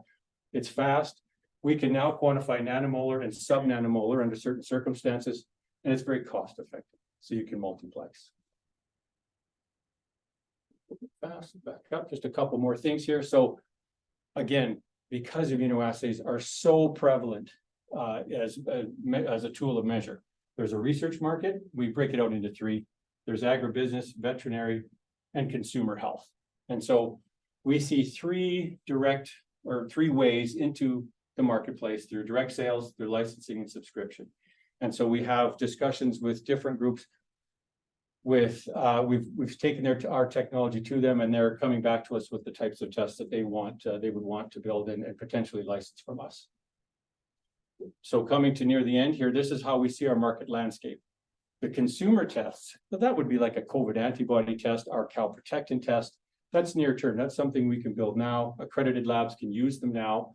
The value is in terms of the company, the profit margins aren't great, but they're a great way for us to learn from the people that are out there. What do they want? How do they like using it? So that's that's just as valuable to us. There's a discovery service. Like I indicated, in my own lab, I used it to help to do drug discovery. And there are now 2 compounds that we're patenting with the university that target that molecule as a radioisotope, the one I told you before. We've learned a lot about how to get things onto the surface and how to analyze proteins into screen libraries. Again, it's kind of a technical detail, but we combine peptides and libraries to the surface as well as proteins, so you can invert it. So it's excellent for individuals or for large companies, even like an Abbott or an Eli Lilly, who instead of wanting to spend hundreds of thousands or $1 million on a BLI system, they can screen compounds with our system. So we're very excited about the discovery service. And then there are 2 other elements: the licensing of our technology as well as the subscription. These are somewhat a little bit longer term, especially the subscription piece. These are recurring revenue pieces. If people want to share, we want people to share their results, because you could put our technology in every lab. We think that there's a lot of value there to allowing people to share the results and validate their results. And so, but that's going to require a bit more infrastructure on our part and investment, and that's part of why I'm here today. So this is just the last slide, just to, again, working with us, there's myself and Aaron who manage things overall. I'm on the bioengineering side. Aaron manages the computer and software elements of it. In fact, I'm not allowed or near any websites or computers, so that's just fine by me. So we are looking to manufacture in Alberta. We want to stay in Alberta. The manufacturing, we've designed a plan for manufacturing of tests in Alberta. We will keep the high-end discovery service here in Alberta. And of course, we're looking to license to global firms. And this is what we need essentially to get there. In the next 24 months, we would like to develop the back-end database and processing for images using machine learning. We've done already some elements of it. So we have a prototype working, but we need to expand it. And we're getting a lot of requests to build tests. And so we're going to need to expand. We're going to need a medical lab technologist. We're going to need some marketing assistance for those individual groups and companies to help them with their marketing elements and their sales. And we need another chemist because, again, to build these tests and to get them accredited, for example, for clinical use takes time. So I will stop there and entertain any questions.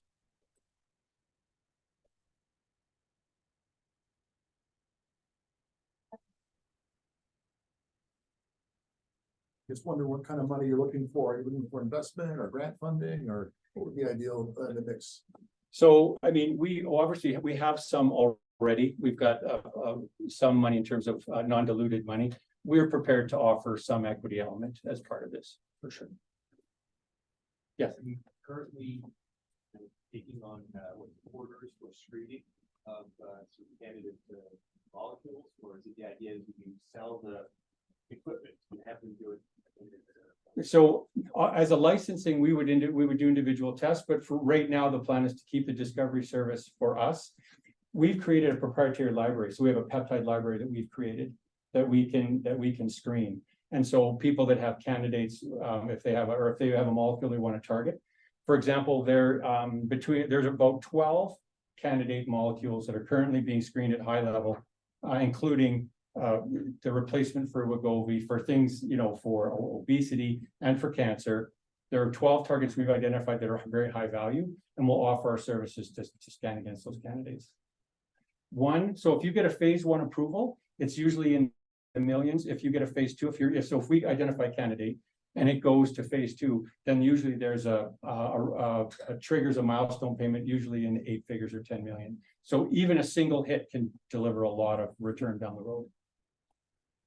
Are your aluminum things that turn colors? Those are patented, right? That's right. That's right. Think about giving away the machine and selling the razor blades. Yeah, exactly the model that we've discussed for sure. And so thankfully the light box technology is not overly expensive to manufacture. The heart of it is in the slide. So absolutely, we can, and because they're robust and portable, they can go anywhere. And we can make them bigger, larger. We've got cartridges we're developing sampling for agriculture where they need to handle a lot of specimens. You don't just sample one cow at a time, you got to do lots. So there's things that we've developed to help them apply to the technology for the user, different users. The sales process, give me a better idea of what's going on there, what's the weakness, what's the strengths?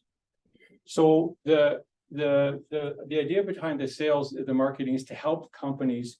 So if a veterinarian comes to us, says they want to test for lameness or for bovine respiratory disease, or there's some naturopath groups that want to market a test for particular indications. So we'll help them with our marketing team. We'll help them understand how the test is used and where the benefits are compared to the current technology, whatever that is.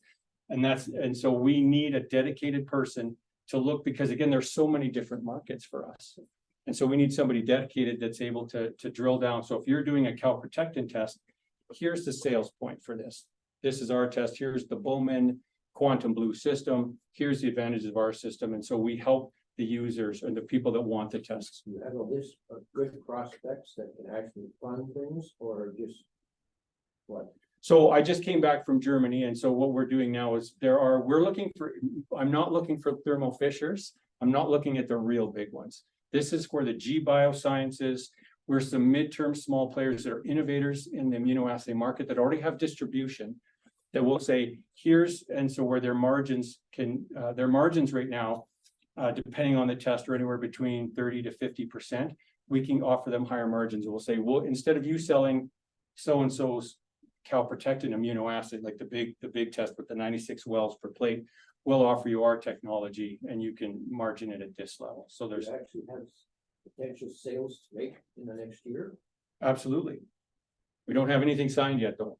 We're working on it. Like I said, we're getting close. They've seen the technology we can manufacture. We held back because we made a discovery about 11 months ago. One of the important elements of the slides is how you get proteins on the surface. We figured out a way to get them on and orient them. And so we patented that when we first formed the company in 2019. But then we found out we can actually get proteins with a simple histidine tag onto the surface and orient it with a special buffer. That's huge. So we stopped everything because that patent had to go in because histidine tags are 90% of what everybody makes in the world. That's if you go to any protein catalog and you buy a protein. So if somebody figured out ahead of time that they can use a histidine and they just happen to stumble on a buffer, we didn't want that. So we stopped everything and we went back and said, we're going to patent the histidine method. And so we did that worldwide. And so that's what I'm a little concerned. What have you got? The burn rate you got right now, but you keep yourself solvent until all these big monies come in. Yeah, so that's the direct sales. So there are pharmacies and naturopaths that will be selling our device. So we're making it. They are. So Mint Drugs is. For example, we had the COVID antibody test, but we're not selling any more of those, which is fine. Frankly, I don't want anything to do with COVID anymore, either commercially or personally. So it's now about calprotectin. It's now about nutrition markers and pharmacogenetics. So we're making those tests, but those are some of those tests can be white labeled. So we make them specifically for that organization.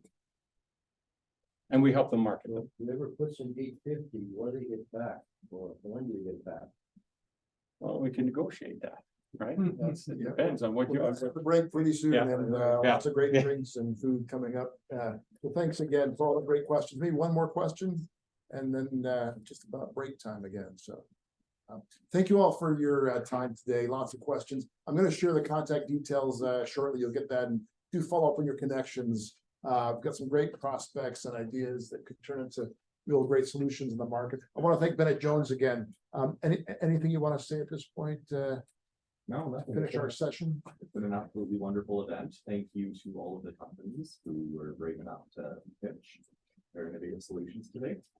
It was really, as somebody who knows a little bit with the science background, there were pieces that I understood, there were pieces that I definitely didn't understand, but some cool products and solutions nevertheless. On behalf of Bennett Jones, thank you for joining us today, to the other advisors. And we do have some drinks and food coming out for everyone shortly, so stick around for the networking. Any last questions for the crowd? Feel free if you have anything you want to share. Bennett Jones, listen, the IPO market, I've never seen it so bad in my lifetime, okay? Yeah. So how come you're making a presentation of being offering them random private offerings to get these people some money? I mean, you've got to hear capital. Well, every business's journey looks different. Yeah, what? Every business's journey looks different. So yeah, I mean, there's lots to do. It's an ongoing journey to try and get it is a tough market. So hopefully by working together, we can bring some of these. People with money are still there. Yeah. Well, if you know of any other investors who'd like to join this community and look at some great prospects, we're looking to continue to build this community. So, and hopefully we have another event in about 3 months or so. So do let me know if you want to have an event together or be part of an organizing group.